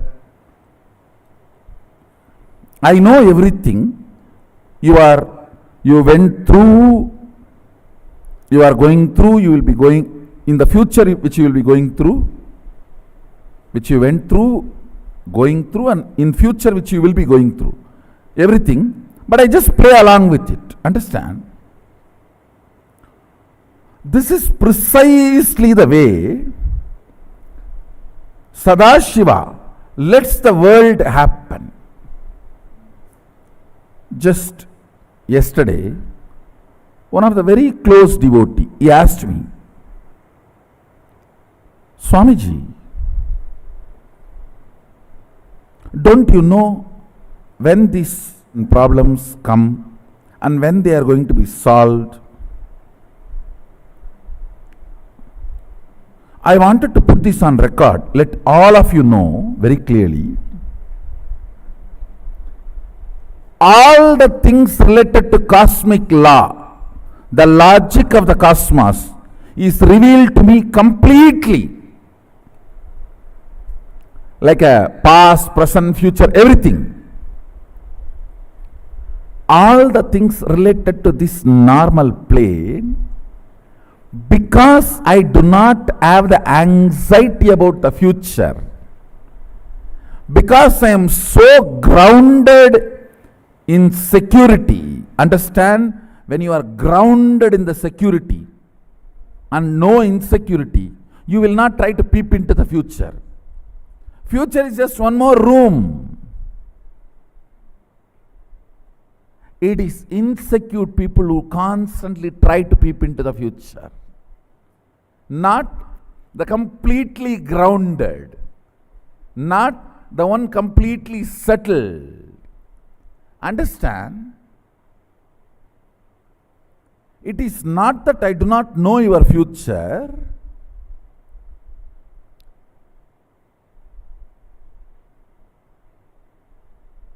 only if I play along with you, the inner cognitive evolution you are supposed to have will happen in you. For example, there is a cognition in you, life is pleasure, and you cognize some things as pleasure. If I tell you, no, that is not pleasure, don't go, it will not be that immediate cognition. See, whatever I need to tell you, which will become your cognition, I tell. Whatever you need to go through, play along, and then make that as your cognition. I am not saying life is not pleasure. There are some things which are pleasure. There are some things, if you take the responsibility for it, it will be pleasure. There are some things which you never should go even near it. There are various categories.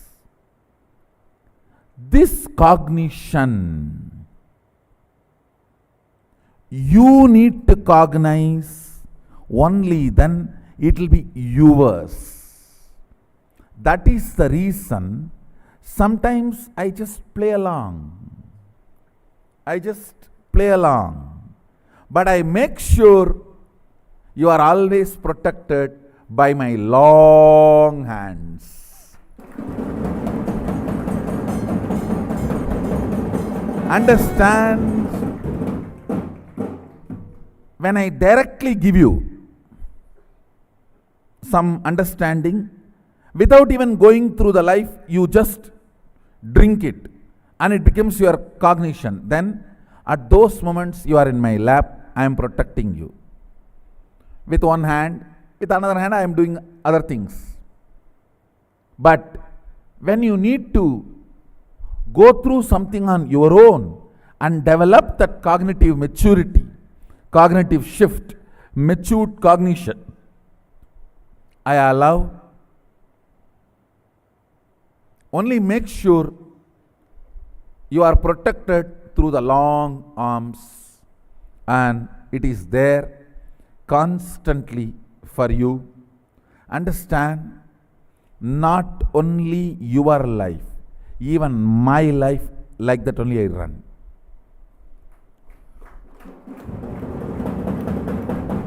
As Sadashiva, I stand and enjoy my life as Nityananda.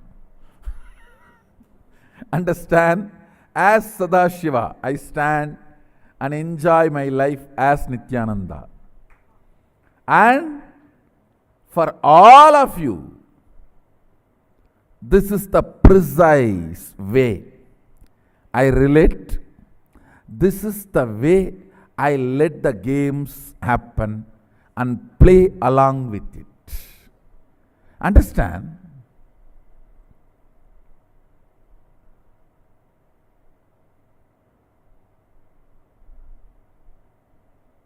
It's not that I do not know. When she was bleeding, 80% of the blood loss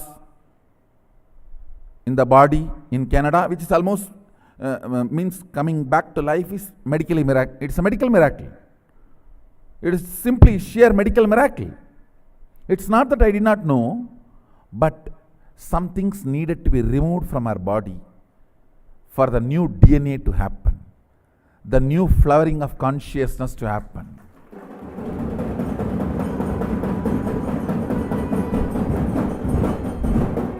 It is literally a purification process. And I tell you,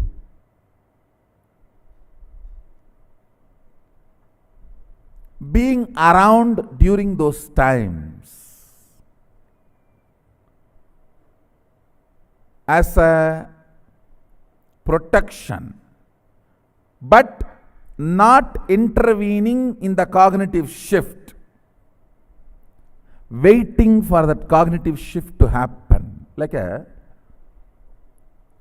put the seed, put the manure, pour the water, wait for the seed to grasp all this and become a plant.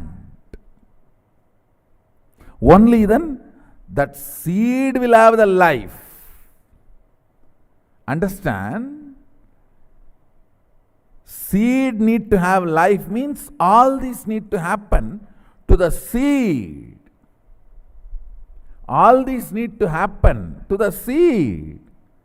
So we need to allow the seed to grow. Of course, I do have a beautiful fence, so no goat or no danger can happen to that plant.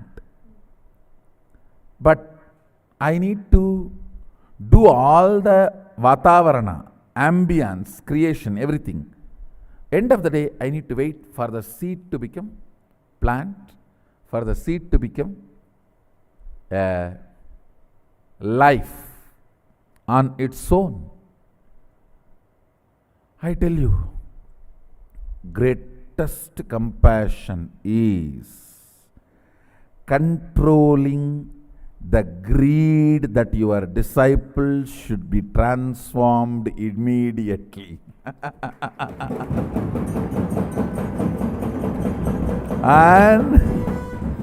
and doing what needs to be done, even if they are not listening, even if they are not evolving, without giving up, waiting.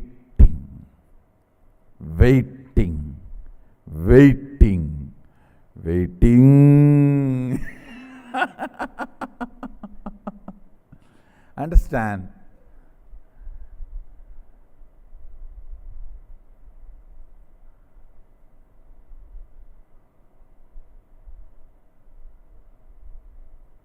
This thought current, knowing everything, having the patience for the transformation of the disciples. And I tell you, the most riskiest thing is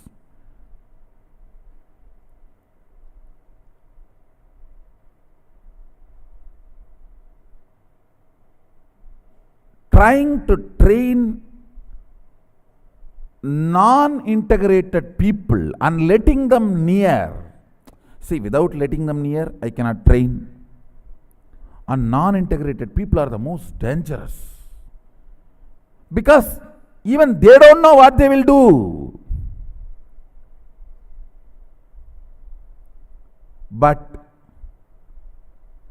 you need to have patience. It is like you try to save a scorpion from the river and that scorpion bites you. That is exactly, precisely this whole game. You cannot allow the scorpion to bite because you need to protect yourself. You need to be available for other scorpions. You need to save you and you need to save the scorpion, but you need to rescue. And you need to play along the whole thing. I tell you,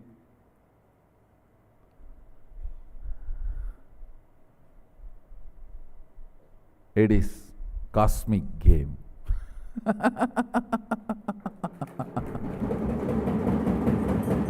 That's the word I will use. It is cosmic game beyond any love or compassion or any words we can use. Meenakshi, just through the eyes, hatching the egg into life and making the jivas into Shiva just through the eyes. The whole concept of Meenakshi is this only. Just through the eyes, she makes Jiva to Shiva with her tremendous patience with a tremendous compassion. If you ask me, best guna, character or the quality. Character is too small word, quality is a little better word. Guna, quality of a God or an incarnation. I'll say much more than his ability, shaktis, much more than his buddhi, the sarvanyatva, much more than his yuktis, the way he operates, much more than his love, it is his passions. I tell you, passions to play along. Passions to play along. And this whole space of man becoming God, for which God need to become man to initiate and take them to the higher level, this whole space is still alive and active just because of passions of the incarnations. Nothing else. Everything else is secondary. I'll say, if I am asked to rank the incarnations, of course, you can't rank, that is different. If I am forced to rank, I will not rank them based on their capacity to manifest powers, not based on their capacity to create an organization, not based on their capacity to teach, not based on their capacity to give spiritual experience to number of people or the quality of experience. I will not judge, I will not categorize them in any of these qualities. I will only categorize with one quality, their strength of their passions.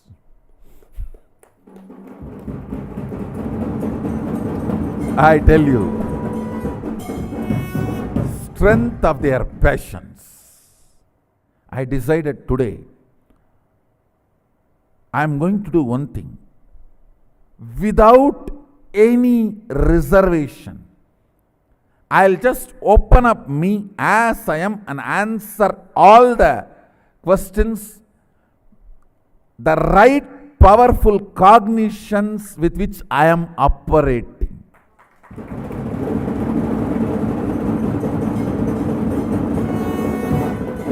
Understand? I am going to reveal, decode the operational software of Nityananda.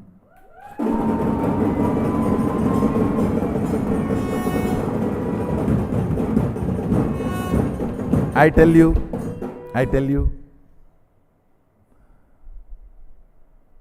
my glory is not my ability to give boons. My greatness is not my ability to manifest powers or make all my disciples manifest powers.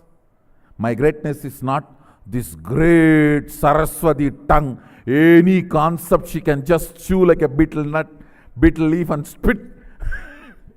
The prasada, the truth. My greatness is not any of that, or this great Nityananda Sangha, or the courage of Kali and Durga. All this I will not consider as my greatness in my inner space. If at all I have to celebrate me for something, I will only celebrate me for my passions.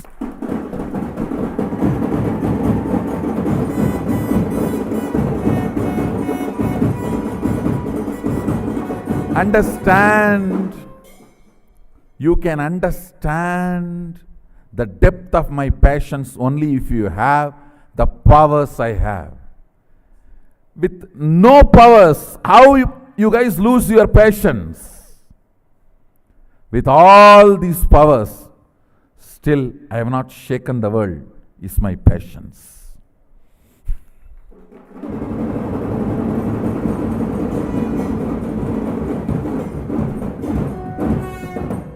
I tell you, if I am asked to scale the incarnations or great masters, I will scale only based on the amount of passions, in their Ananta Kalyana Vibhushita gunas, in their vibhudis, in their great qualities, the amount of passions they demonstrated, I'll use only that as a scale to categorize them, to rank them. Everything else is secondary.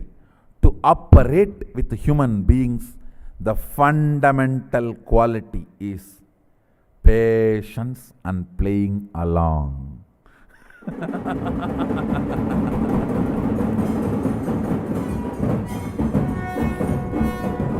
Patience and playing along. Getting back to Kailas is too easy.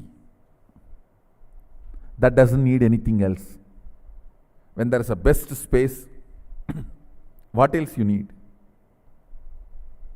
Getting back to the world needs patience.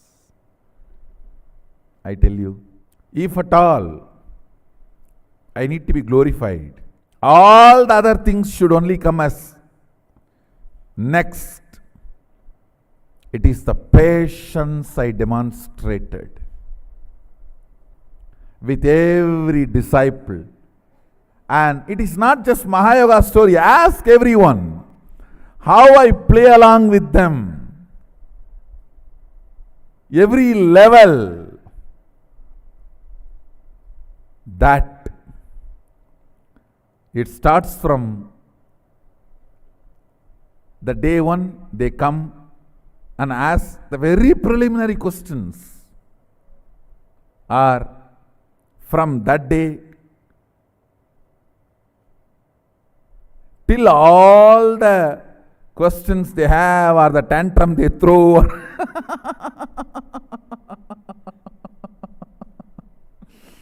Everything, I tell you, if somebody cognizes my passions, he will be my disciple, he or she will be my disciple forever.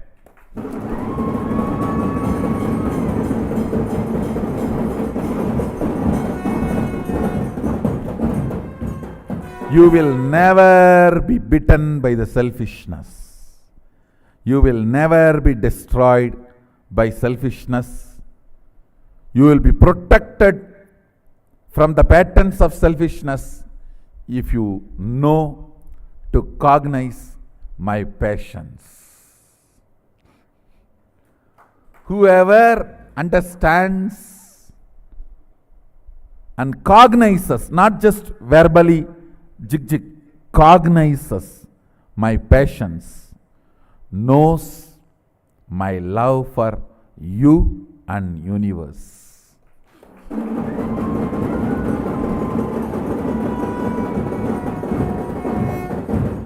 Yes.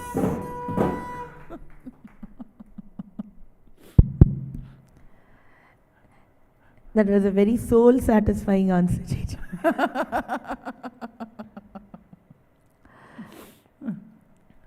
Jeji, my next question is, when I came and did my first inner awakening in December 2010, and I was such a brat.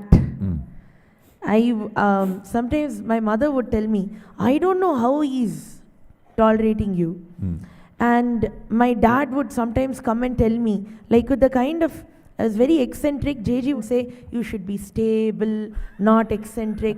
My father would come to the apartment on top and he would tell me, because of you, and all your eccentricities only, I am not levitating, he will say. This was during my first IA. I know for sure that awakening of the DNA was happening in your system, for which I need to be, see, end of the day, whatever you are going through, it is not you are responsible, I am responsible. I know that. So when I am responsible, whatever happening in your system to manifest these powers, and not only that, I know for sure Sadashiva is preparing you beautifully to be part of my mission and the Sangha and manifest everything. It's my responsibility to provide you that Vatavarana, that atmosphere. Go ahead. JG, so right after that, I used to tell you that I want to be over here only. So that time JG would say that, no, go, I will call you back. So I went, and 1 month after that, Swamiji in a satsang had told, anyone who has got feeling connection with me will manifest Vibhuti in the hands, Bhasma in the hands, which is also known as sacred ash. And that time, I was one of the people who received it.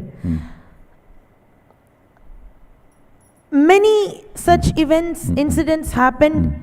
I wanted to put this on record now. See, usually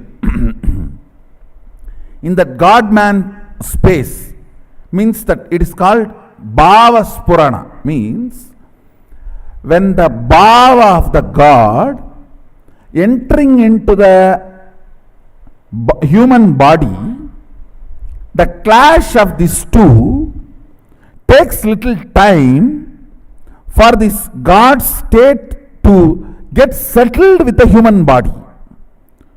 During that time, the experiences happens, the powers manifesting, all that need to be protected, nurtured, supported.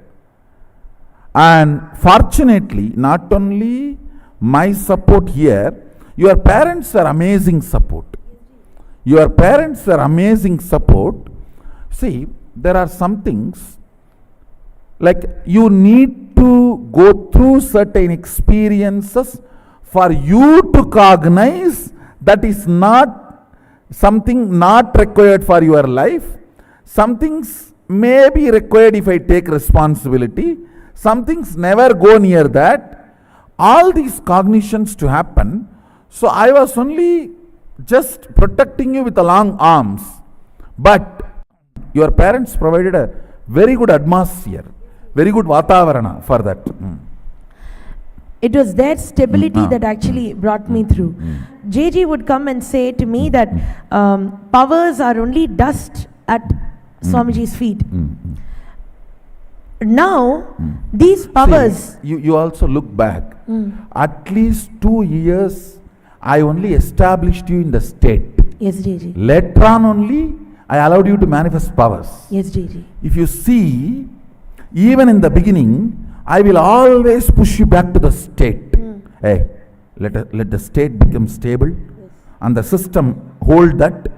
See, if the system takes the root of the state, means the state cannot be uprooted from the system. If that kind of a rooting has happened, after that any power manifestation is safe. Only then it is called Shakti. If some power manifestation or its side effects can shake the root of the state from your body, it is only Siddhi, not Shakti. All of you listen. You see, it's not that Mahayoga became Adinavasi only now. No. She is Adinavasi from the day she saw Shirdi Sai Baba. From that day, because it was a long preparation. It was a long preparation. All of you listen. First few years, when I was training her, even when some powers are manifesting, I will deny. I will say, no, wait. let us center, let us get rooted into the state. It should be such, whether power manifestation or the after effects of that power manifestation, like a name and fame, glory, or all the other side effects, attention, everything which you get, right or wrong, sometimes good, sometimes bad, sometimes positive, sometimes negative criticism, all that should not shake the state being rooted in you, you being rooted in the state of Sadashivatva. Understand? That is the fundamental core of existence.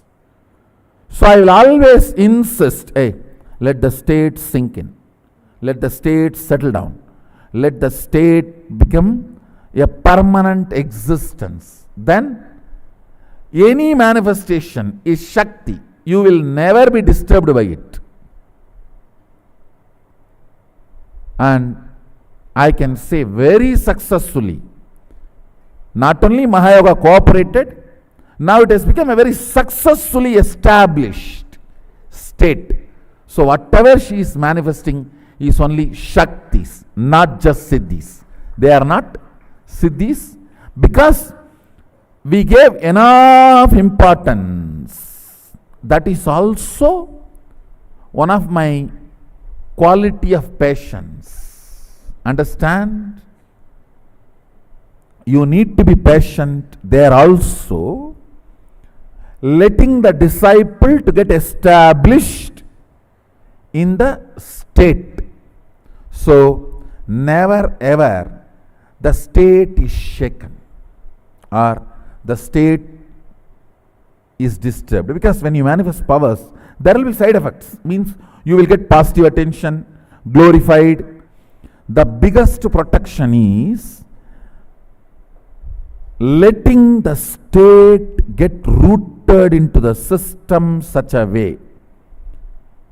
No power manifestation or the side effects of the power manifestation, the glory you get or the criticisms you get, both will not shake your inner space. Both will not shake the state. Getting rooted into that state, protecting that you get into the state rooted deeply. That is the biggest protection an incarnation or guru should do for the disciple.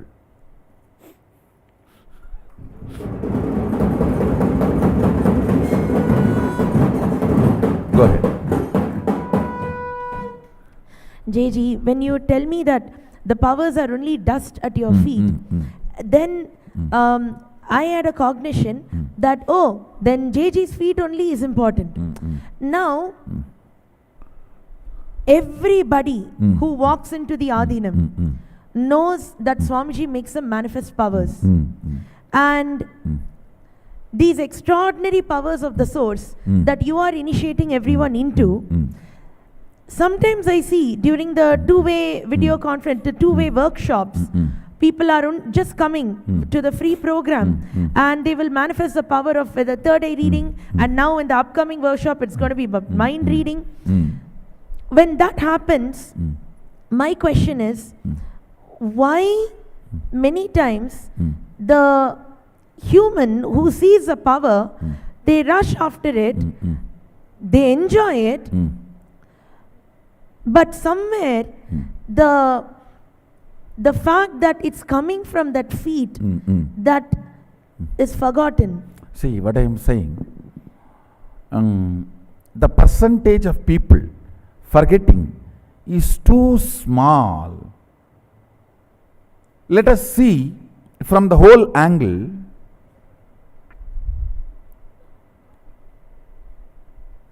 When they are made to manifest powers, the gratitude is awakened.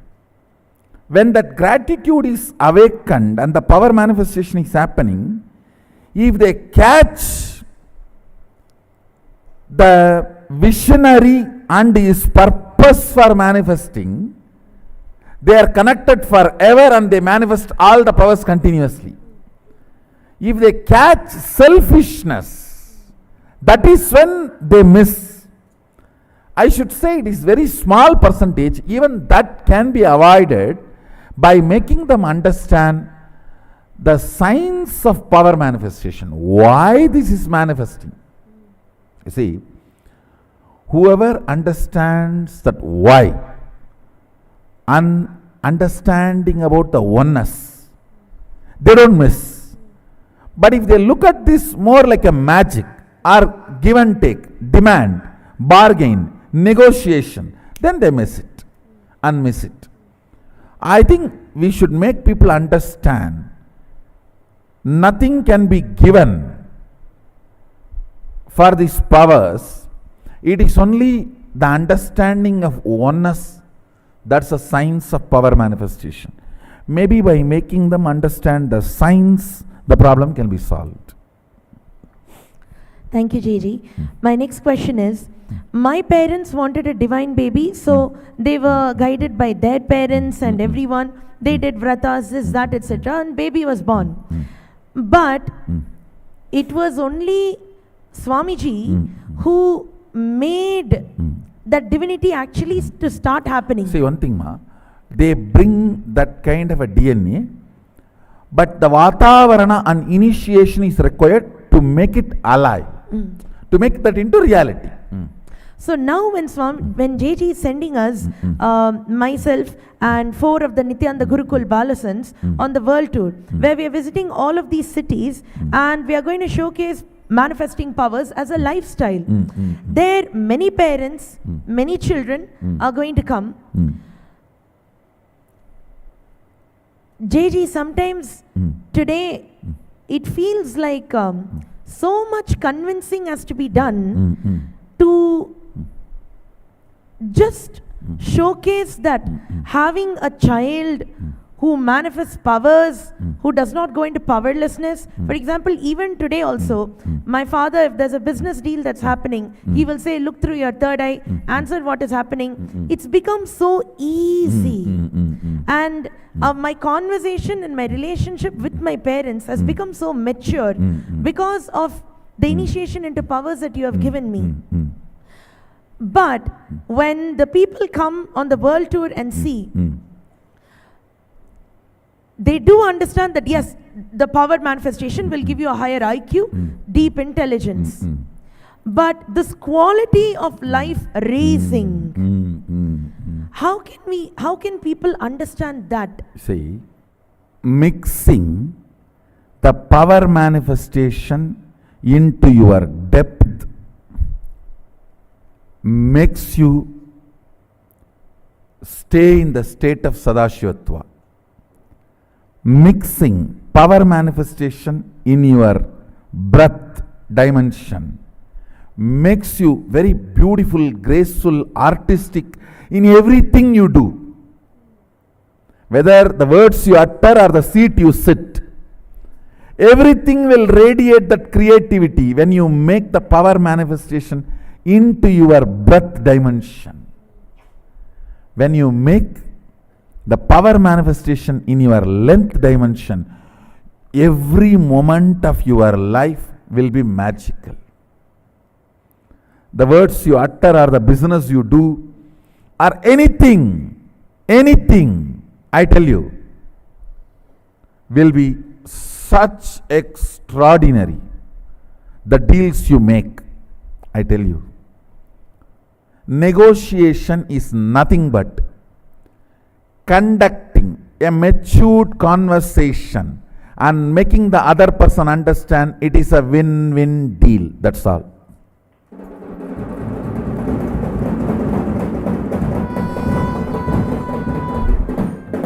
Whether it is a business negotiation or personal life relationship or friendship or expansion of your life or ideologically convincing somebody, everything boils down to one: having matured conversation. having matured conversation. Whether you want to impress somebody ideologically, whether you want to teach a class, whether you want to have a beautiful relationship, or you want to have a best negotiation in the business deal, everything boils down to knowing the other person, knowing you in a matured way, and able to bring a matured conversation. That's it. It all boils down to that. I tell you, world need to know, I am not only here to make you manifest powers, I am here to make you manifest powerful cognitions. Understand? Reading others' mind is power. Reading your own mind is powerful cognition. Reading others' mind is power. Reading your own mind is powerful cognition. I am here to make you do both. Not just reading others' mind, reading your own mind too. If you see through the third eye what is happening outside, it is power. If you see through the third eye what is happening inside, that is powerful cognition. So I want to tell you, it is not just power manifestation, it is powerful cognition manifestation too. It is powerful cognition manifestation too. Thank you, JG. Before, only 1% of the women used to have things like polycystic ovaries, fibroids and all. Today, 90% of the women have this problem. And whenever, after JG initiated me into the powers, when I scan them, I always see this is not a physical problem, it is relationship related, especially the ideas they carry about men, how they feel violated. Now, when we are going on this world tour, for men, women, and JG said that there are 11 genders that the Vedic tradition recognizes. So for all those genders Please are going to be... Native Americans have recognized 5 genders. This dual gender is one of the conspiracy against the humanity. So JG, all of these 11 genders, so many of them are going to be seeing what Swamiji is going to present during the world tour. And majority of them, even men and women, are having so many issues related to fertility and even gender confusion and feeling so violated by society, not being able to get accepted. And I know many men or women who may prefer some other genders, but they get married to someone just because of the pressure. But it is so painful for them. JJ, I would like you to tell how this power manifestation is going to help them make very empowered decisions for their life. Yes. See, when the Kundalini, your Kundalini is awakened, fundamentally, first thing will happen is your identity about you for the purpose for which you took the body will become clear to you. It will become clear to you. Then you are given a freedom to alter and align your body as you want. Understand? Swatantra, ability to handle yourself first, then the number of choices second. In Hindu tradition, Swatantra first, choices next. If the Swatantra does not grow first, directly choices are given. Depression is life. And I wanted you guys to know, all the fellows who talk about the so-called freedom in the modern way of thinking, the modern lifestyle, I tell you, it is absolute false. Where all you don't need freedom, you are given freedom. Where all you need freedom, you are not given freedom. It is like the cow has been put inside a cage, only the face is allowed to move, and you go, hey, see, the face can go up, down, right, left, center, 360 degree, it can rotate. What amount of freedom! That is modern society. And the cow grazes freely in wild forests. That is Hindu tradition.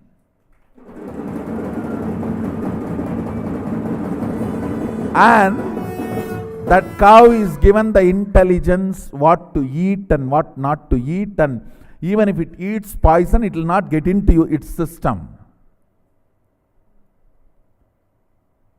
Please understand,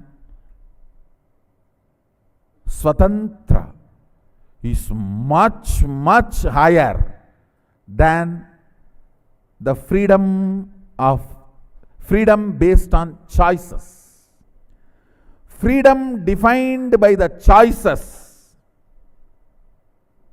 freedom defined as choices, is too low than the Swatantra defined by the Hindu tradition. See, the understanding about life has become such mess, and people need to be educated little more about brahmacharya. See, in Hindu tradition, till the age of 21, all of them have been asked to be a brahmachari. Not that everyone will be successful in celibacy, but that is the time they will discover their gender. Understand, a man who is involved, a man or so whoever, a person who is involved, gets involved in any relationship before 21 will never understand what is his gender, because he is still not fully grown. Gender is not just related to body and physical maturity. It is related to physiology, psychology, and the whole being. That is why till 21, a person is asked to be brahmachari, within himself or herself, discovering, exploring. I tell you, exploring your identity, your gender, is 10,000 times more juicy, celebrating than exploring the other body. We need to bring back the subject of brahmacharya as taught by Sadashiva in the great agamas. We will bring it back. And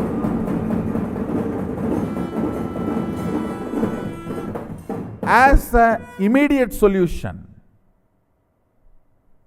I'll give you this simple, basic two solutions. One, do this power manifestation at least 42 minutes a day for at least 9 months, and that 9 months be celibate. Do not have any physical sexual activity. I am not using the word mental, and I am not encouraging, but I am not using the word mental. Make your own meaning. I am only saying, restrain yourself from the physical sexual activity for 9 months and do power manifestation. And I tell you, you will discover your real gender and identity. In the discovery process, so much of completion will happen, healing will happen, identification will happen, understanding will happen. Recently,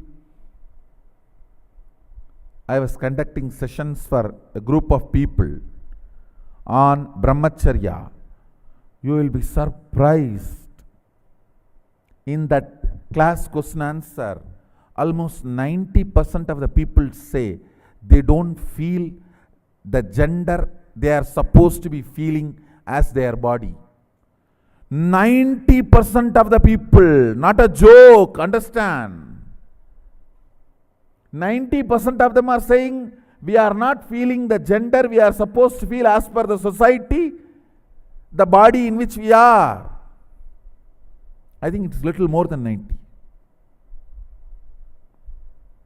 Fortunately, they are having understanding about brahmacharya as per Sadashiva's instruction.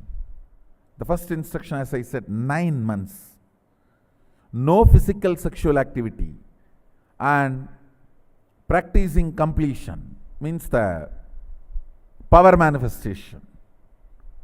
Second instruction, every morning have neem juice, every night a black betel leaf with a little pachakarpuram, the raw camphor, a pinch of raw camphor. These two herb, if it can be programmed by the master and given, that is great. Even if that is not possible, offer it to Sadashiva's deity or Sadashiva mandala and take. These two instruction can do so much of healing, I tell you. All the toxins gets accumulated in your system because of sexual abusal. Pornography means sexual abusal done to you by you, sexual abusal done to you by others. Both accumulates toxins in your system that can be cleansed. The detoxification can happen by these two. Morning neem juice, night black betel leaf with a pinch of camphor. This can detoxify your body and reveal your original gender to you. Understand? This is what the story, Meenakshi's story says. When she saw Sadashiva, the third breast disappeared and she realized her original gender. She realized her original gender, her original identity. Till we get that, we will not know who we are. When she had the darshan of Sadashiva, the third breast disappeared and she realized her original gender. Understand? These two instructions can bring tremendous healing and realization of your original gender. Can happen in you.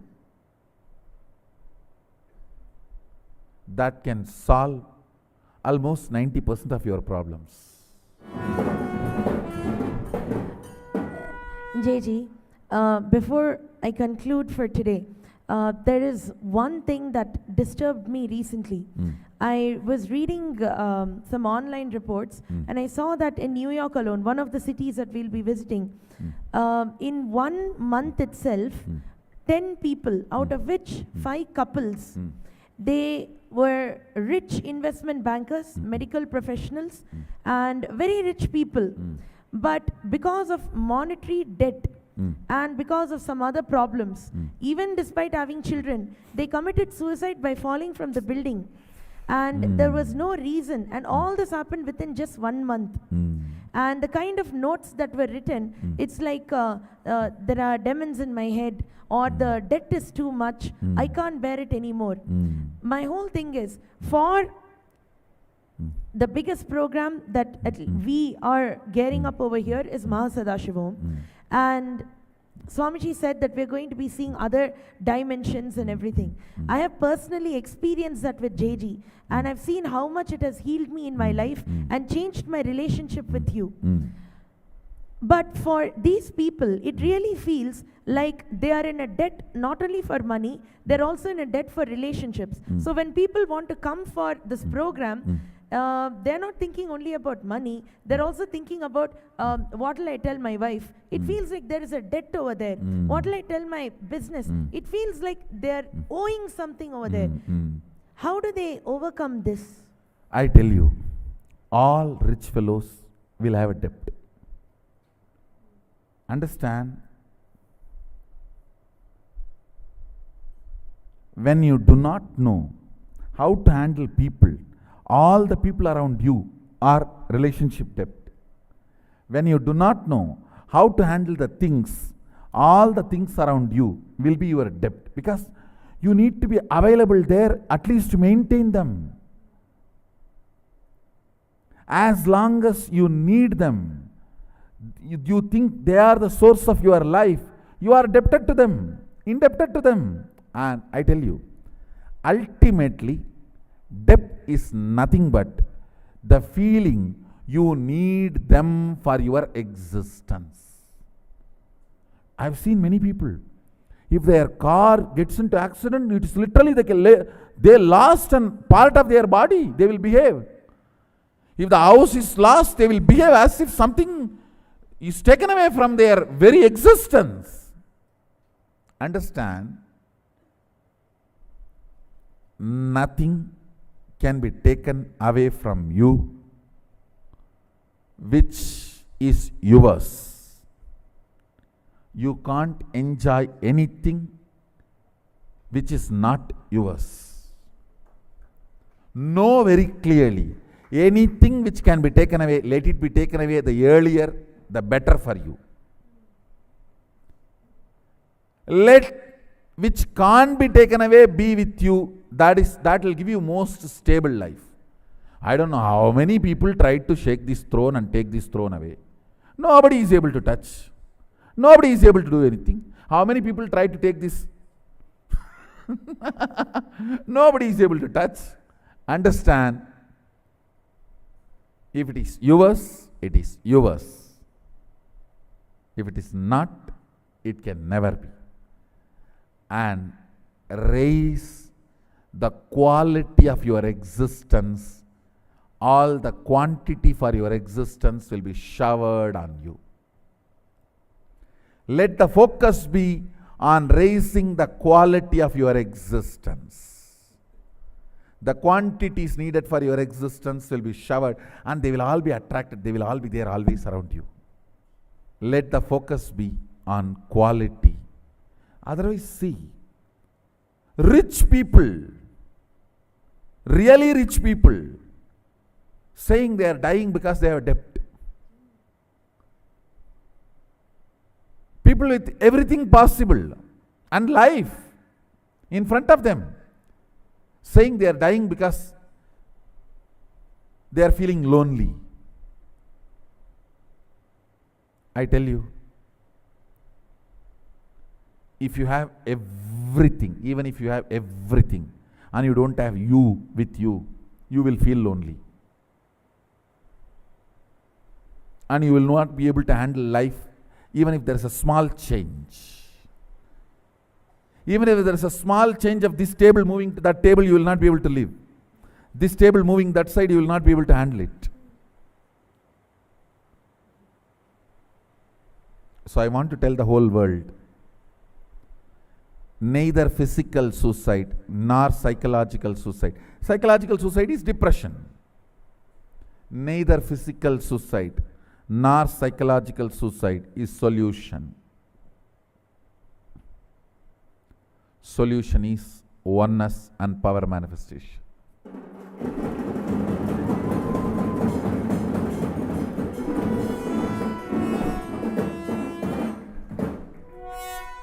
Neither psychological suicide nor physical suicide can be solution.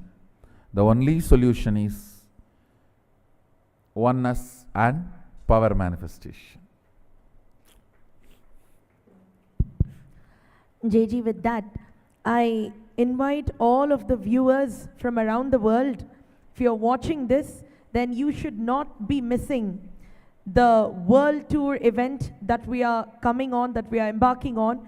showcasing the manifestation of extraordinary powers from the space of oneness with Sadashiva, with Swamiji himself.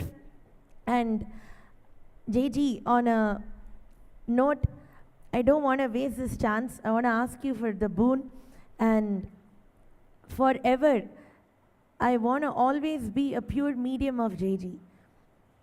Tatast. Thank you.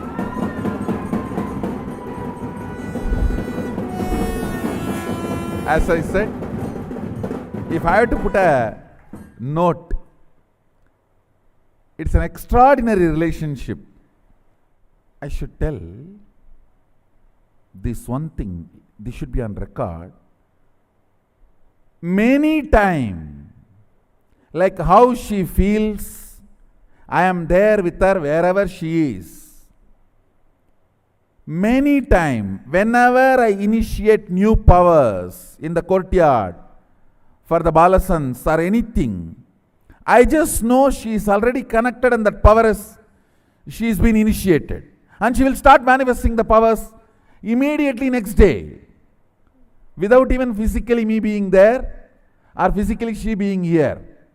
Same way, the ideas, the concepts I am teaching, even if she is out for some days, for some reason, next time when she comes, she does not need to be updated or upgraded. She just knows what is the next things I revealed, and she will start speaking about it in the class. She will start sharing about it in the session. I should say, it is beyond any ordinary mundane this world. It is the connection with the very biomemory, muscle memory, bioenergy of Sadashiva and Meenakshi. So,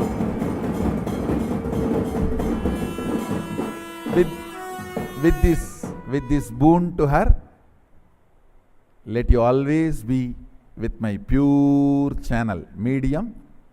I have a special gift for her, the Meenakshi's Kandi. And wear this always and radiate me and Meenakshi. Blessings, be blissful. So with this, I bless you all. Let's all radiate with integrity, authenticity, responsibility, enriching, causing, living Shuddhatvaita Saivam, Sada Shivoham, the eternal bliss, Nityananda. Thank you. Be blissful.